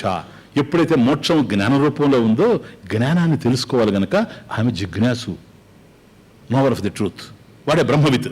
ఇప్పుడు మీరందరూ జిజ్ఞాసువులు. జిజ్ఞాసువులు అంటే మోక్షం జ్ఞాన రూపంలో ఉందని తెలుసుకొని జ్ఞాతం ఇచ్చా, ఆ జ్ఞానం కోసం ప్రయత్నం చేసేటువంటి వాళ్ళు. జ్ఞానం కలిగితే మోక్షం వచ్చేసినట్టే. అజ్ఞానమే ప్రతిబంధకం కనుక అది పాయింట్. కాబట్టి బ్రహ్మవిద్ ఆప్నోతి పరం తదేషాభ్యుక్త తత్. ఆ బ్రహ్మముని కూర్చున్నటువంటి ఏషా ఈ మంత్రం ఏదైతే ఉందో దాన్ని కూర్చున్న విషయాన్ని వివరిస్తూ ఉంది అభ్యుక్త. ఏమని తమచుకోండి. సత్యం జ్ఞానమనంతం బ్రహ్మ. ఆ బ్రహ్మం ఏదైతే ఉందో అది సత్యము, జ్ఞానము, అనంతము అని చెప్పేసింది. ఇది బ్రహ్మ లక్షణం, ఇంకో చోట కనపడదు. అది సత్యం అనేది లేనేది ప్రపంచంలో, బ్రహ్మం తప్ప. సత్యం అంటే దేశంలో కాలంలో నశించకుండా ఉండాలి, అన్నీ నశించిపోయేటువంటివే, కాబట్టి సత్యం కాదు. నిషేధింపబడుతూ ఉన్నాయి. That which cannot be negated is truth. ఏదైతే నిషేధించడానికి అవకాశం లేదో అది సత్యం అంటే. కాబట్టి సత్యం ఎక్కడ కనిపించదు. ఆ సత్యానికి సంబంధించిన జ్ఞానం అది ఎలాంటిది? అనంతం. దేశత కాలత వస్తుత అపరిచ్ఛిన్న. ఇది సత్యం జ్ఞానం అనంతం బ్రహ్మ. సో తద్బ్రహ్మ సత్యం, తద్బ్రహ్మ జ్ఞానం, తద్బ్రహ్మ అనంతం. క్లియర్. యో వేద నిహితం గుహాయాం పరమే వ్యోమం.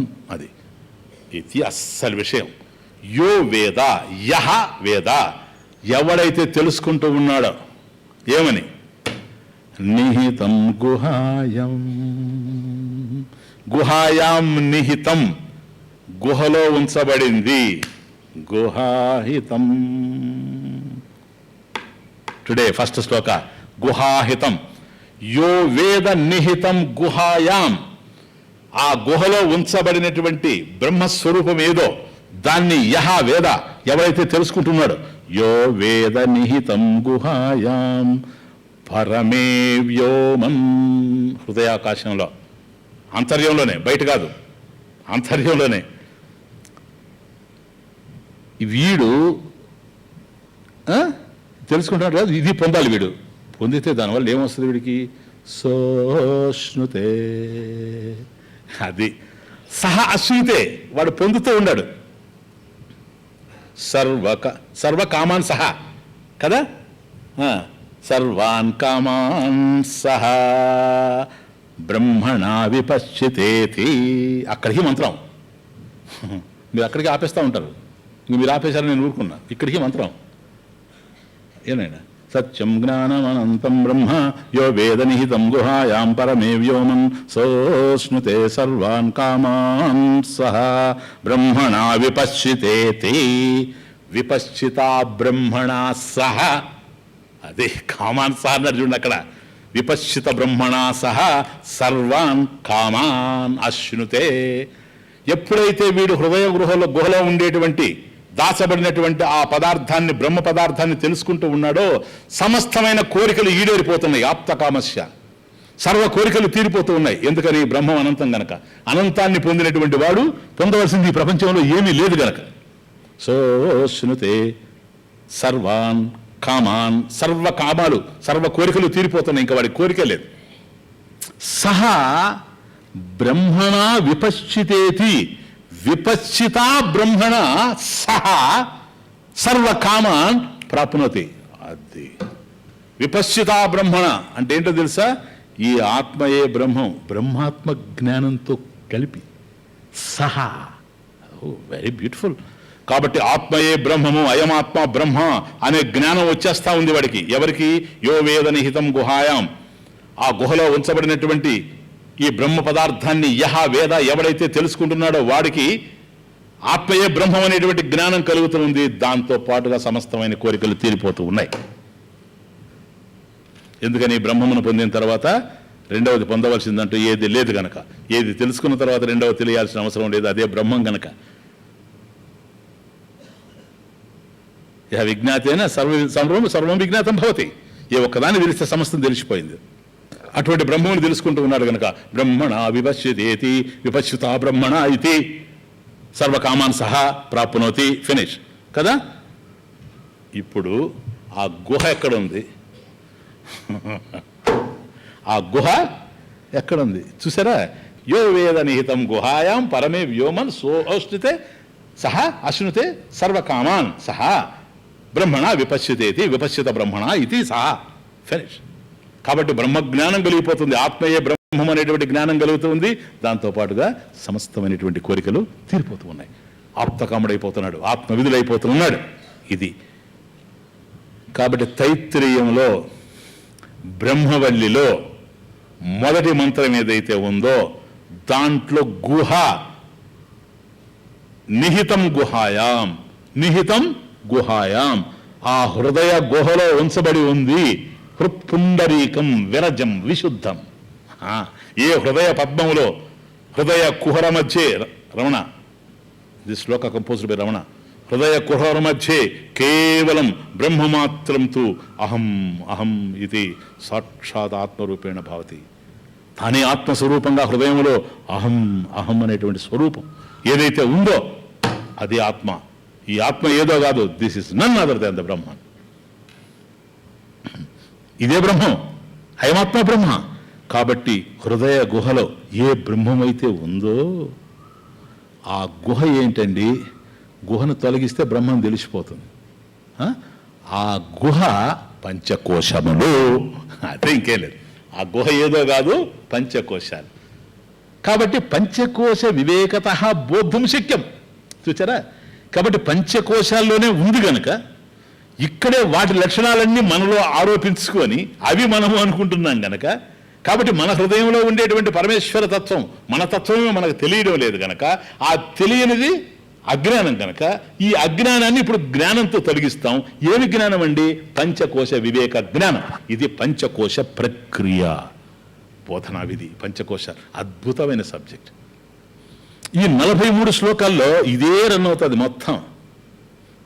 ఏమో నేను అనుకుంటున్నా రెండవ ప్రకరణం పూర్తయినప్పుడు మీరు ఎంత తేలిగ్గా కనిపించారో అంతకన్నా తేలిగ్గా ఇక కరెక్ట్గా మీరు గ్రహించి కరెక్ట్గా నేను చెప్పగలిగి విద్యారణ్య మహర్షి యొక్క హృదయంలో ఏదైతే ఉందో దాన్ని చక్కగా మీ హృదయాల్లో నేను కనుక ఆవిష్కరించగలిగితే ఆ తర్వాత మీకు అనిపిస్తుంది 43 శ్లోకాలు పోతే పోయిందిలే, నువ్వు పోతావా సాయంత్రం డాక్టర్ చెప్తే, సాయంత్రమా ఇప్పుడు కదా, అది ఏముండదు, అంత తేలిక పడిపోతుంది.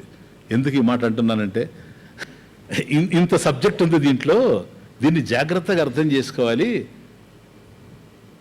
దీంట్లో చాలా కన్ఫ్యూజన్ ఉంటుంది. అర్థం కాకపోతే ఆ కన్ఫ్యూజన్ అంతా ఎట్లా ఉంటుందో మేము అనుభవించాం గతంలో.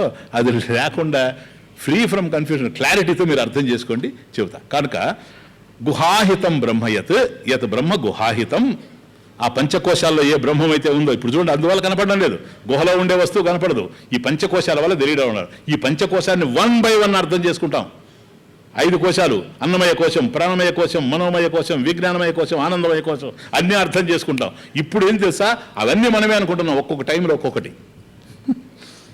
అప్పుడున్న ఏవి మనం కాదనుకుంటాం. ఏవి మనం కాదప్పుడు నువ్వు ఎవరు? నేనే బ్రహ్మం అంటావు. నేను చెప్పను, మీ చేత చెప్పిస్తాను. అది బోద్ధం శక్యం. అలా బోధించడానికి సాధ్యం ఇది. కనుక బ్రహ్మవిదాప్నుతి పరం బ్రహ్మణ విపశ్యతేతి. విపశ్యత బ్రహ్మణ ఆత్మయే బ్రహ్మం అనేటువంటి జ్ఞానం కలిగిపోతా ఉంది. బ్రహ్మవిద ఆప్నోతి పరం. అది చూడండి, 4 words ఆర్ దేర్. బ్రహ్మ విత్ ఆప్నోతి పరం. ఒకే వాక్యం. బ్రహ్మవిదాప్నోతి పరం, బ్రహ్మవిదాప్నోతి పరం. బ్రహ్మ విత్ పరం ఆప్నోతి. 4. బ్రహ్మము వస్తువు ప్రతిజ్ఞ. బ్రహ్మ విత్ ఆప్నోతి పరం. బ్రహ్మం చూసారా, బ్రహ్మం ఒకటి ఉంది. ఫినిష్. ఇది వస్తు విషయం. బ్రహ్మం అనేటువంటిది ఒకటి ఉంది. విత్ అది తెలియదగింది. అది విత్ తెలుసుకునేవాడు, అది మనకు తెలుసు. విత్ శబ్దం జ్ఞానానికి సంబంధించింది కనుక తెలియదగింది అంటే నువ్వు చెయ్యదగింది కాదు, కర్తవ్యమేమి కాదు సార్, జ్ఞాతవ్యం. అది బ్రహ్మవిత్. బ్రహ్మవిత్. ఎందుకంటే ఉపనిషత్తు మాట్లాడేటప్పుడు ఇప్పుడు బ్రహ్మవిత్ అంటే బ్రహ్మవిదుడు ఒకే పదం, విడగొడితే బ్రహ్మ వస్తువు. ఇప్పుడు వస్తు నిర్దేశం. ఏ విషయాన్ని గురించి మాట్లాడబోతూ ఉన్నాం మనం? బ్రహ్మము. మరి ఆ బ్రహ్మాన్ని నేను ప్రయత్నం చేసి ధ్యానంతో జపంతో నో సార్, అది కర్తవ్యం అయిపోతుంది, కర్మకు సంబంధించింది కాదు. ఇది విత్ జ్ఞానానికి సంబంధించింది కనుక జ్ఞాతవ్యం, నా కర్తవ్యం అయితే. బ్రహ్మవిత్ పరం అనంతం. బ్రహ్మం ఆప్నోతి పొందుతూ ఉన్నాడు. తమాషా చూడండి నాయన, ఇది ఇంపార్టెంట్. బ్రహ్మవిత్ బ్రహ్మవిత్ ఆప్నోతి పరం. ఆ బ్రహ్మవిధుడు బ్రహ్మమును పొందుతున్నాడు కదా. ఇది స్టేట్మెంట్. ఎందుకు ఇప్పుడు ఇక్కడ మీకు స్వామిజీ అక్కడ చెప్పలేదా మనకి, ఇక్కడ ఎందుకు చెప్పాడు, ఎక్కడ ఏం చెప్పాలని? అది ఇది పంచకోశాల మీదనే ఒక ప్రత్యేకమైనటువంటి సబ్జెక్ట్ ఇది, అందుకని చెప్తున్నాను మీకు కదా. బ్రహ్మవిత్ ఆప్నోతి పరం. బ్రహ్మవిత్ ఆప్నోతి పరం. ఓకే. ఆప్నోతి పొందుతాడు. అబ్జెక్షన్. పొందుతాడు అనగానే అబ్జెక్షన్. పొందడము అంటే ఆప్యం. ఆప్యం అంటే ప్రాప్యం. ప్రాప్నోతి, ఆప్నోతి, ఆప్తం, ప్రాప్తం, ప్రాప్తి, ఆప్తి అన్నీ ఒకటే. ఎప్పుడు దీన్ని, ఎందుకంటే సతద్వైతం కదా, అదే కదా ఇది బ్రహ్మ. సత్యం జ్ఞానం అనంతం అని ఎప్పుడైతే నువ్వు అన్నావో అది సోర్స్ బుక్. ఇప్పుడు మనకు ఇప్పుడు సోర్స్ బుక్ ఏంటి? తైత్రేయం. తైత్రేయంలో సత్యం జ్ఞానం అనంతం బ్రహ్మ. పూర్వపక్షి, నీకు ఏం బాధ ఉండదు, నువ్వు నేను అద్వైతులం కనుక. ద్వైత ఒప్పుకోడు దీన్ని నన్ను. కాబట్టి అయ్యా నువ్వు ఏదైతే చెబుతున్నావో దీంట్లో కాంట్రడిక్షన్ ఉన్నట్లు కనపడడం లేదా నీకు అని. ఏం కనపడుతుందా? బ్రహ్మమే కదా ఉండేది. చూడు, ఈ బ్రహ్మ సర్వగతం అవునా కాదా? ఏకమేవ అద్వితీయం కదా. సత్యం అన్నావు కదా, అనంతం అంటున్నావు కదా. అనంతం అంటే అంతటా ఉండేది, అది ఒకటే, రెండవది లేదు. సర్వగతం, సర్వములు అదే ఉందే. సర్వస్య చద బ్రహ్మమే ఉందే చెప్పు. అటువంటిప్పుడు ఆప్నోతి అనే పదం ఎట్లా వాడతావు నువ్వు అసలు? Is objection. అది పూర్వపక్షం. అంటే సర్వస్య చ సర్వగతం, సర్వగతం సర్వస్య చ ఆత్మభూతం. కాబట్టి బ్రహ్మ ఆత్మే బ్రహ్మం కనుక ఈ ఆత్మభూతం బ్రహ్మవచ్యసి, ఇదే బ్రహ్మమని చెప్పబడతా ఉంది. యో వేద నిహితం గుహాయాం, అది పాయింట్. ఈ హృదయ గుహలో ఏదైతే ఉందో అదే బ్రహ్మం అన్నావు. సత్యం జ్ఞానం అనంతం బ్రహ్మ, అది బ్రహ్మ డెఫినేషన్, లక్షణం. యహ ఎవరైతే వేద నిహితం గుహాయాం, ఆ బ్రహ్మముని ఈ హృదయంలో తెలుసుకుంటున్నాడు అన్నాడు. తమాష చూడండి, బ్రహ్మం అనంతమైనప్పుడు ఇక్కడ తెలుసుకుంటే తానే అనంతం అయిపోతాడు కదా. అనంతంలో రెండో వస్తువు ఉండడానికి అవకాశం లేదు కదా. అది కాబట్టి సర్వగతం సర్వస్య చ, అది అబ్జెక్షన్. సర్వగతం సర్వస్య చ ఆత్మభూతం బ్రహ్మ వక్ష్యసి. ఈ విధంగా బ్రహ్మం గురించి చెప్పబడుతోంది. అవును, అలాగే చెప్తున్నాం మేము. అతో నాప్యం, అబ్జెక్షన్ అది. అతః దేర్ ఫోర్ న ఆప్యం, అతో నాప్యం, అతః న ఆప్యం, కాబట్టి బ్రహ్మము పొందబడేది కాదు. అది పూర్వపక్షం. ఎందుకని పొందబడదయ్యా? చూడు తమాషా. అన్యేన అన్యస్య పరిచ్ఛిన్నేన పరిచ్ఛిన్నస్య దృష్టా, దేర్ఫోర్ అతః నా ఆప్యం, అతః నాప్యం. ఎందుకని? ఈ ప్రపంచంలో పొందడం అనేది ఎట్లుందంటే అన్యేన అన్యస్య పరిచ్ఛిన్నేన పరిచ్ఛిన్నస్య దృష్ట. అది ప్రాప్తి అంటే, పొందడం అంటే. ఏమండి, ఆయన మంచి పదవిని పొందాడండి అంటే ఏంటి దాని అర్థం? అంతకుముందు ఒకడు కూర్చున్నాడు కదా అట్లా. కూర్చొని ఉన్నవాడు ఎంతకాలం కూర్చుంటానో వాడికి తెలియదు. కూర్చున్నాడు ఎంతో కాలం కూర్చోడని ఇతరులు అనుకోవడం వల్ల నేను కూర్చుంటానని ఒకడు, నేను కూర్చుంటానని ఒకడు, నేను కూర్చుంటాను ఒకడు, నేను తప్ప అందరూ అనుకుంటున్నారు. అర్థమవుతుంది ఇప్పుడు? కాబట్టి ఎవడు ఏది పొందినా ఈ ప్రపంచంలో పరిమితమైనటువంటి వాడు పరిమితమైన దాన్ని పొందుతాడు. అది ఏదైనా సరే, వాట్ ఎవర్ ఇట్ ఈస్. ఇదిగోను ఈ పూలు నేను పొందాను, అన్యేన నా చేత, నేను అది కాదు కనుక. అన్యస్య అవి నేను కాదు కనుక. అన్యేన అన్యస్య, క్లియర్. పరిచ్ఛిన్నేన, నేను పరిచ్ఛిన్నం, పరిమితమైనటువంటి వాడిని. పువ్వులు పరిమితం, ఎందుకని పువ్వులు ఆకులు కాదు. నేను కూడా అంతే, నేను ఆమె కాదు. పరిచ్ఛిన్నేన పరిచ్ఛిన్నస్య దృష్టా ఆప్యం, అది కనపడతా ఉంది పొందడం అంటే. కాబట్టి పరిమితమైన వాడు పరిమితమైనటువంటి దాన్ని పొందుతూ పోతాడు ఈ ప్రపంచంలో.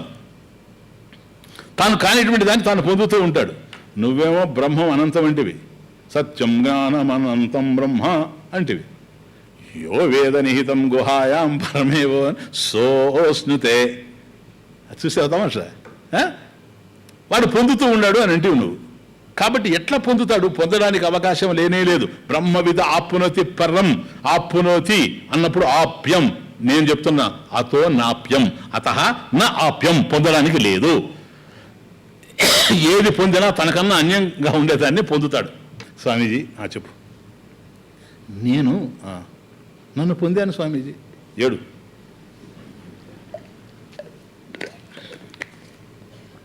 ఎవడన్నా ఏడు సరే ఇట్లా నన్ను నేను పొందాను. ఏమైంది వీరికి? నిన్ను నువ్వు పొందేదేంటి? అహం మమ ఆప్నోతి. ఇది ఎక్కడిది? ఇది నన్ను నేను పొందాను. ఎట్లా సార్? నిన్ను పొందావు కదా, పొందినాడు ఎవరు? నేను. పొందింది ఎవరిని? నన్ను. ఏంది ఇది? అది వాడి అబ్జెక్షన్. ఎవడైనా ఏదైనా పొందితే అది ఏదైనా సరే, నేను గాడిదని పొందాను, ఓకే, అది నీకన్నా అన్యంగా ఉండాలి. అంతేగాని బ్రహ్మం అనంతంగా ఉంది, దాన్ని నేను పొందానని చెప్పడం ఏంటి సార్? అతః అతో నాప్యం, అతః నా ఆప్యం, కాబట్టి కుదరదు. కాబట్టి ఇది తప్పు. అది పూర్వపక్షం. చూసారా? ముందు పోనీడు. నా యం దోష ఆన్సర్, నా యం దోష అయం దోష నా. అయ్యా, నువ్వు ఇప్పుడు దోషాన్ని లేవనెత్తావు, అబ్జెక్షన్. ఇది కుదరదు సార్. ఇది సిద్ధాంతం. ఊరికే ఇదంతా అవసరం లేదు మీకు. చెప్తున్నా శాస్త్రం ఎట్లా ఉందనడానికి. సరేనా? శంకర భాష్యమే కనుక, దీని మీద కాదు, తైత్రేయం. కాబట్టి కుదరదు సార్. నా ఎం దోష అయం దోష నా. దీంట్లో డిఫెక్టే మాకు కనపడడం లేదు, నీకు కనపడతా ఉంది. ఎందుకని? ఇప్పుడు నువ్వు చెప్పేది ఏంటి? బ్రహ్మం అపరిచ్ఛిన్నం కదా, పొందేది పరిచ్ఛిన్నం కదా. బ్రహ్మం సర్వగతం కదా, పొందేది పరిమితం కదా. ఇది కదా నువ్వు మాట్లాడుతున్నావు. ఎస్, అపరిచ్ఛిన్నమే బ్రహ్మం, మేము కాదనడం లేదు. అపరిచ్ఛిన్నం, సర్వాత్మనం, సర్వాత్మానం. కాబట్టి అంతటా ఉండేటువంటి ఆత్మే. అది లిమిటెడ్ కాదు, అది పరిమితమైంది కాదు, అపరిమితమైంది, అనంతమైంది. అట్లయినప్పటికి కూడాను అపరిచ్ఛిన్నం సర్వాత్మకం బ్రహ్మ ఇది. అటువంటి బ్రహ్మం ఏదైతే ఉందో అంతటా ఉండేటువంటిది, పరిచ్ఛిన్నం కానిది, అనంతమైనటువంటి బ్రహ్మం ఏదైతే ఉందో, అతః పరిచ్ఛిన్నవత్ అనాత్మవత్ తమరుతుంది. బ్రహ్మము అపరిచ్ఛిన్నమే అయినా పరిచ్ఛిన్నంగా తెలుస్తూ ఉంది. ఎందుకని అది ఆత్మతత్వమే అయినా సర్వగతమే అయినా అనాత్మ స్వరూపంగా తెలుస్తూ ఉంది. అది అనాత్మవశ్చ తస్య ఆప్తి అనుపపన్న, తస్యాప్తిరనుపపన్న. తస్య దాని యొక్క ఆప్తి పొందడం ఏదైతే ఉందో అనుపపన్న అనేది ఉపయోగించడం సాధ్యమే. ఎందుకని బ్రహ్మము అనంతమే, అనంతమని తెలియడం లేదు కనుక. ఇది పాయింట్. బ్రహ్మం అనంతం అని తెలిసిపోతే ఉన్నది తానే కనుక తను తాను పొందాలని ఎందుకు అనుకుంటాడా? కాబట్టి బ్రహ్మము అనంతమే, బ్రహ్మము అపరిచ్ఛిన్నమే, బ్రహ్మము సర్వగతమే, బ్రహ్మము సర్వత్రా ఉంది అనే జ్ఞానం లేకపోవడం చేత ఆప్యమని వాడాల్సి వస్తూ ఉంది. ఇక్కడ ఆప్యం ఏమిటో తెలుసా? బ్రహ్మ కాదు, బ్రహ్మముకు సంబంధించిన జ్ఞానం. అది పాయింట్. కాబట్టి బ్రహ్మమును పొందేదేమీ లేదు, బ్రహ్మ జ్ఞానమును పొందడం. బ్రహ్మమును అయ్యే ఉన్నావు, అది నీకు తెలియడం లేదు. గురువు జ్ఞానం ఇస్తే అర్థమైపోద్ది. దీన్ని పొందడమని వాడుతున్నాం గనక ఆప్తి అనుపపన్న, దీంట్లో దోషం లేదు. నాయం దోష కనుక ఏవం బ్రహ్మ ఆత్మభూతమపి. భాష్యం ఏవం ఈ విధంగా బ్రహ్మం ఏదైతే ఉందో ఆత్మభూతమపి, అదే ఆత్మ అయినప్పటికి కూడాను, ఈ ఆత్మయే బ్రహ్మ, అయమాత్మ బ్రహ్మ అయినప్పటికి కూడాను అవిద్యయ, చూడండి, అవిద్యయ బ్రహ్మ అనాప్తం. అజ్ఞానం చేత బ్రహ్మము లేనిదిగా తెలుస్తూ ఉంది. ఇప్పుడేం చేయాలి? అవిద్యయ అజ్ఞానము చేత బ్రహ్మ లేనిదిగా తెలుస్తూ ఉంది కనుక విద్యయా జ్ఞానం కనుక కలిగిందంటే తదాప్తి ఉపపద్యతే, దాన్ని పొందడం అనేటువంటి జరిగిపోతుంది. కాబట్టి అజ్ఞానమే ఇక్కడ బ్యారియర్. అది విషయం, ఇంకేం లేదు. నీకు అడ్డుగోడగా నిలిచింది వస్తువు లేకపోవడం కాదు, వస్తువు ఉన్నది కానీ తెలియడం లేదు. వస్తువు ఉన్నది కనుక తెలియడం లేదు. తెలియకపోవడం అనేటువంటిది అజ్ఞానం. అజ్ఞానం అనేటువంటిది నీకు ప్రతిబంధకం. అజ్ఞానం తొలగాలి. అజ్ఞానం తొలగితే ఉన్న వస్తువు ఉన్నట్లుగా తెలిసిపోతుంది. ఆ అజ్ఞానం ఏంటి? ఎట్లా తొలగాలి? జ్ఞానం చేత తొలగాల్సిందే కానీ ఇంకొక విధంగా తొలగేందుకు అవకాశమే లేదు గనక ఇప్పుడు చూడండి, గుహాహితం బ్రహ్మ యత్ బ్రహ్మ గుహాహితం ప్రతిజ్ఞ. ఇది ప్రతిజ్ఞ. అయ్యా గుహలో ఉన్నటువంటి బ్రహ్మం అంటే ఇప్పుడు ఏమైంది? గుహలో ఉండేది తెలియదు కదా నాయన. ఇప్పుడు కుండలో ఒక వస్తువు పెట్టేసి తింటే ఉందో చెప్పండి అంటుంటాడు. అసలు అంత దాకేందుకు కొందరు చిన్నప్పుడు మనం కూడా ఆడుకునేవాడు, పెట్టుకుని నా చేతిలో ఉందో చెప్పంటుంటాడు ఒక కుర్రాడు వచ్చి. మనకు చాలా యాంగ్జైటీ, అది ఇది ఇది అది అని చెప్తుంటాం, వాడికే తెలుసు. కాబట్టి గుహాహితం, గుహ ఆహితం, ఆ గుహలో ఏదైతే ఉంచబడిందో అదే బ్రహ్మం, అదే నీ స్వరూపం, అదే ఆత్మ, అదే చైతన్యం, that is the consciousness, awareness. ఏమని అనుకో, అది ఉంది చూచారా? అది అలా ఉంది అనేది ప్రతిజ్ఞ. ఎప్పుడైతే ప్రతిజ్ఞ చేశాడో నిరూపణ చేయాలా? ఉందే అంటే భావన లేకుండా ఊరికే వింటే ఏమనిపించదు కానీ సమస్తమైన బ్రహ్మము, ఈ సృష్టికి కారణమైన బ్రహ్మము, సత్యమైన బ్రహ్మము, అనంతమైన బ్రహ్మము, సర్వజ్ఞానములు దేని ఎందైతే ఇమిడిపోయి ఉన్నాయో అటువంటి బ్రహ్మము నా దగ్గరే ఉంది. నేనే నేనే imagine how amazing it is. అది అన్ఫోల్డ్ చేస్తూ ఉండేది. ఇప్పుడు దాన్ని అన్ఫోల్డ్ చేస్తూ ఉండేది, ఆ ట్రూత్ని అన్ఫోల్డ్ చేస్తూ ఉండేది. చూడండి ఎంత విషయమో. ఇది మన స్థాయి. కాబట్టి Brahman is the subject of investigation. అది ఎప్పుడైతే గుహాహితం అన్నాడో Brahman is the subject for enquiry. It is this topic of enquiry. కాబట్టి నువ్వు దేని గురించి విచారిస్తావు? అతః విచార కర్తవ్య, బ్రహ్మముని గురించే విచారించాలి. బ్రహ్మముని ఎట్లా విచారిస్తావు? గుహాహితం, అది గుహలో ఉంది. గుహ ఏంటో తెలుసుకుంటే, అందువల్ల పంచకోశ గుహ ఆహితం, గుహలో ఉంచబడింది కదా, ఆ గుహ ఏంటో తెలుసా? అవే పంచకోశాలు 5. కోశ, సంస్కృతంలో కోశ అంటే వర. నాయన 5 minutes కంక్లూడ్ చేసేస్తున్నాను. ఇదిగో వర అంటే ఏంటో తెలుసా? షీత్. కాబట్టి కత్తిని వరలో పెడతారు కదా, సంస్కృతంలో ఈ వరని కోశ అంటారు. షిత్. పంచకోశాహ ప్లూరల్, అంటే 5 కోశములు. కోశ అంటే వర, కోశాహ అంటే వరలు, 5 కోశాలు.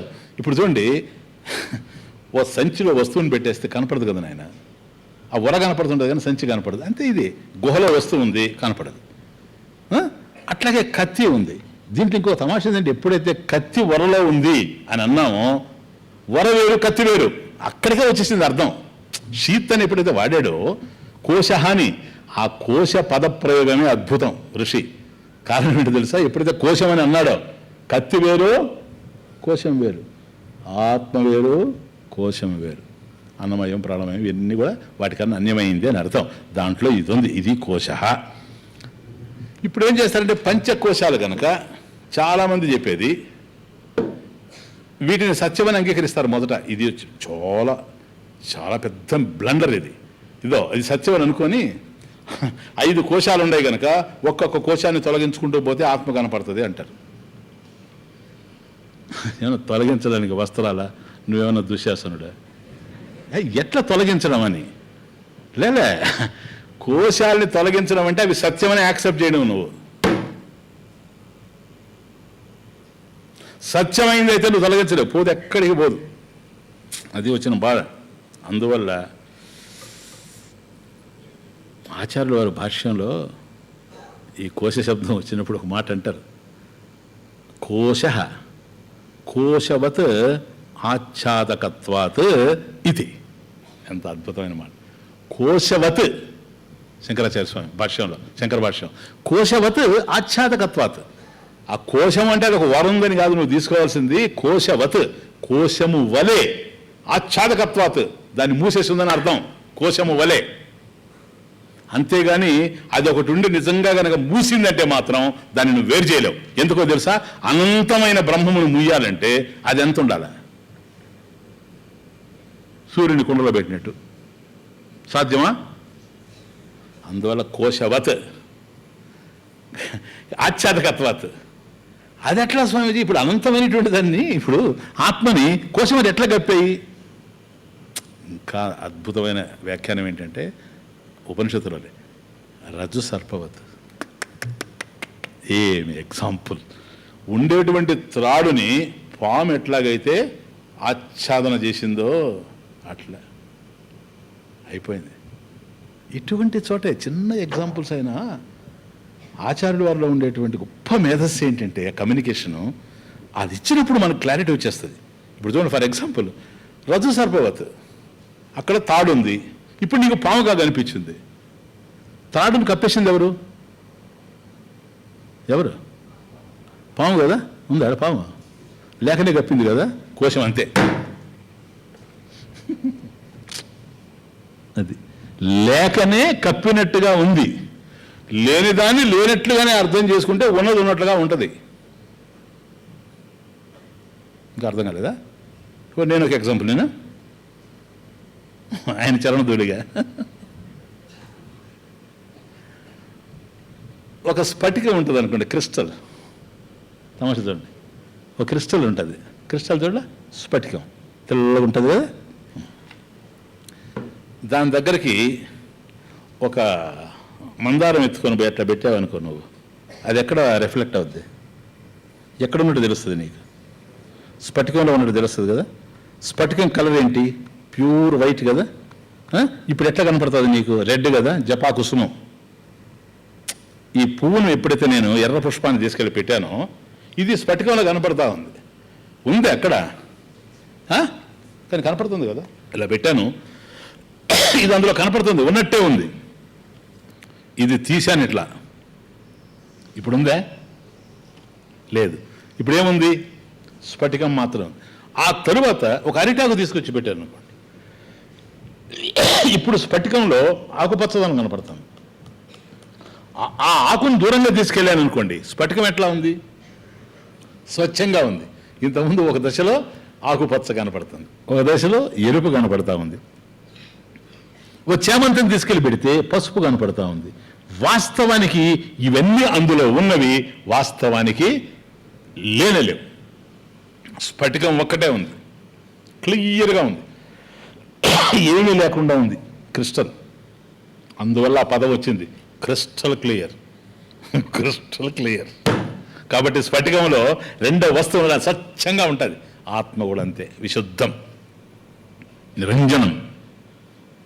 కానీ ఇవి ఆపాదించబడ్డాయి కనుక, కాబట్టి నాలో ఆపాదించబడ్డాయి. నేననేటువంటి అనంతాత్మలో ఈ దేహం ఆపాదించబడింది, ప్రాణం ఆపాదించబడింది, మనసు ఆపాదించబడింది, బుద్ధి ఆపాదించబడింది, సుషుప్తి కూడా, అజ్ఞానం ఆపాదించబడింది.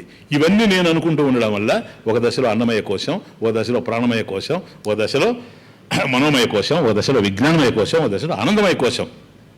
ఇవన్నీ పరిమితం గనక, అనంతమైనటువంటి నన్ను పరిమితమైనటువంటి కప్పే అవకాశం లేదు గనక, ఇది కేవలం అజ్ఞానంతో ఏర్పడింది గనక, దీన్ని జ్ఞానంతోనే తొలగించుకుంటే నీవు ఆత్మగా అనుభవానికి అందుతావు. అటువంటి బ్రహ్మస్వరూపం యో వేద నిహితం గుహాయాం పరమే వ్యోమన్ సోష్ణుతే సర్వాన్ కామాన్ స అని.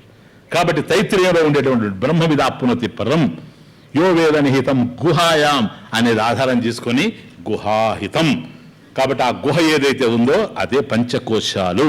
కాబట్టి ఇక్కడ కప్పింది ఏమీ లేదు. మీకు అర్థమవుతుందా? కప్పింది ఏంటి? అజ్ఞానమే. రజ్జువుని కప్పింది సర్పం కాదు. రజ్జువుకు సంబంధించిన జ్ఞానం లేకపోవడం అజ్ఞానమే. జ్ఞానం కలిగింది అనుకోండి, ఇది రజ్జు అని, ఇంకా అక్కడ సర్పం అనేటువంటిది లేనే లేదు. కాబట్టి అనంతమైనటువంటి పరబ్రహ్మం విషయంలో ఏది ఉండేందుకు అవకాశం లేదు. ఒకవేళ పాము కనిపించింది కదా, ఆ పాములో ఎవరున్నారు? The point. అస్సలు తాడే గనక లేకపోతే పాము కనిపించే ప్రశ్న లేదు. కాదనండి, తాడే లేకపోతే పాము కనిపించే ప్రశ్న లేదమ్మా. అంతేనా? అసలు అక్కడ త్రాడే లేదు. చూడు, నువ్వు పాముని ఎట చూస్తావు? త్రాడు ఉన్నప్పుడే, త్రాడుగా తెలియనప్పుడే పాము నీకు తెలుస్తుంది. బాగా అర్థం చేసుకోండి. ఒకవేళ పామే వాడు ఉంది, స్వామీజీ సర్పం స్వామీజీది, స్వర్పం స్వామీజీ అది అన్నాడు అనుకోండి. వాడి మనసులో ఉన్నదంతా చూసి అది బుస కొడుతుంది, అది ఇది అది అని సర్పం అన్నాడు అనుకోండి. సరే, అట్లాగనేయా సర్పమే. ఇప్పుడు ఆ సర్పం ఎవరు? మీరు మిమ్మల్ని అడుగుతాను నేను, ఎవరయ్యా సర్పం అంటే? రజ్జువే స్వామీజీ. రజ్జు కన్నా వేరుగా సర్పం లేదు. సర్పం అంతటిలో రజ్జు ఉంది. క్రిటికల్ పాయింట్ ఇదే. అనాలిసిస్. సర్పమంతా రజ్జువే, కానీ రజ్జు సర్పం కన్నా విలక్షణంగానే ఉంది. అది పాయింట్. పంచకోశాల్లో ఉన్నదంతా ఆత్మే. ఎందుకని? ఉండేది ఒకే ఆత్మ, రెండవది లేదు. ఆ ఆత్మ పంచకోశాల కన్నా భిన్నంగా ఉంది. కుండలో ఉన్నదంతా మట్టే, కానీ కుండ కన్నా మట్టి విలక్షణంగా ఉంది. మట్టి ఉంది, కొండ ఉంది, కొండ లేదు, మట్టి ఉంది. ఇదే వ్యవహారం. ఆత్మ ఉంది, కోశం ఉంది, కోశం లేదు, ఆత్మ ఉంది. ఇది. కాబట్టి ఏదైతే ఉందో వాటన్నిట్లో 5 కోశాల్లో the self, the Atman is present in all those 5 sheets, but at the same time that itself is free from all these 5. Clear?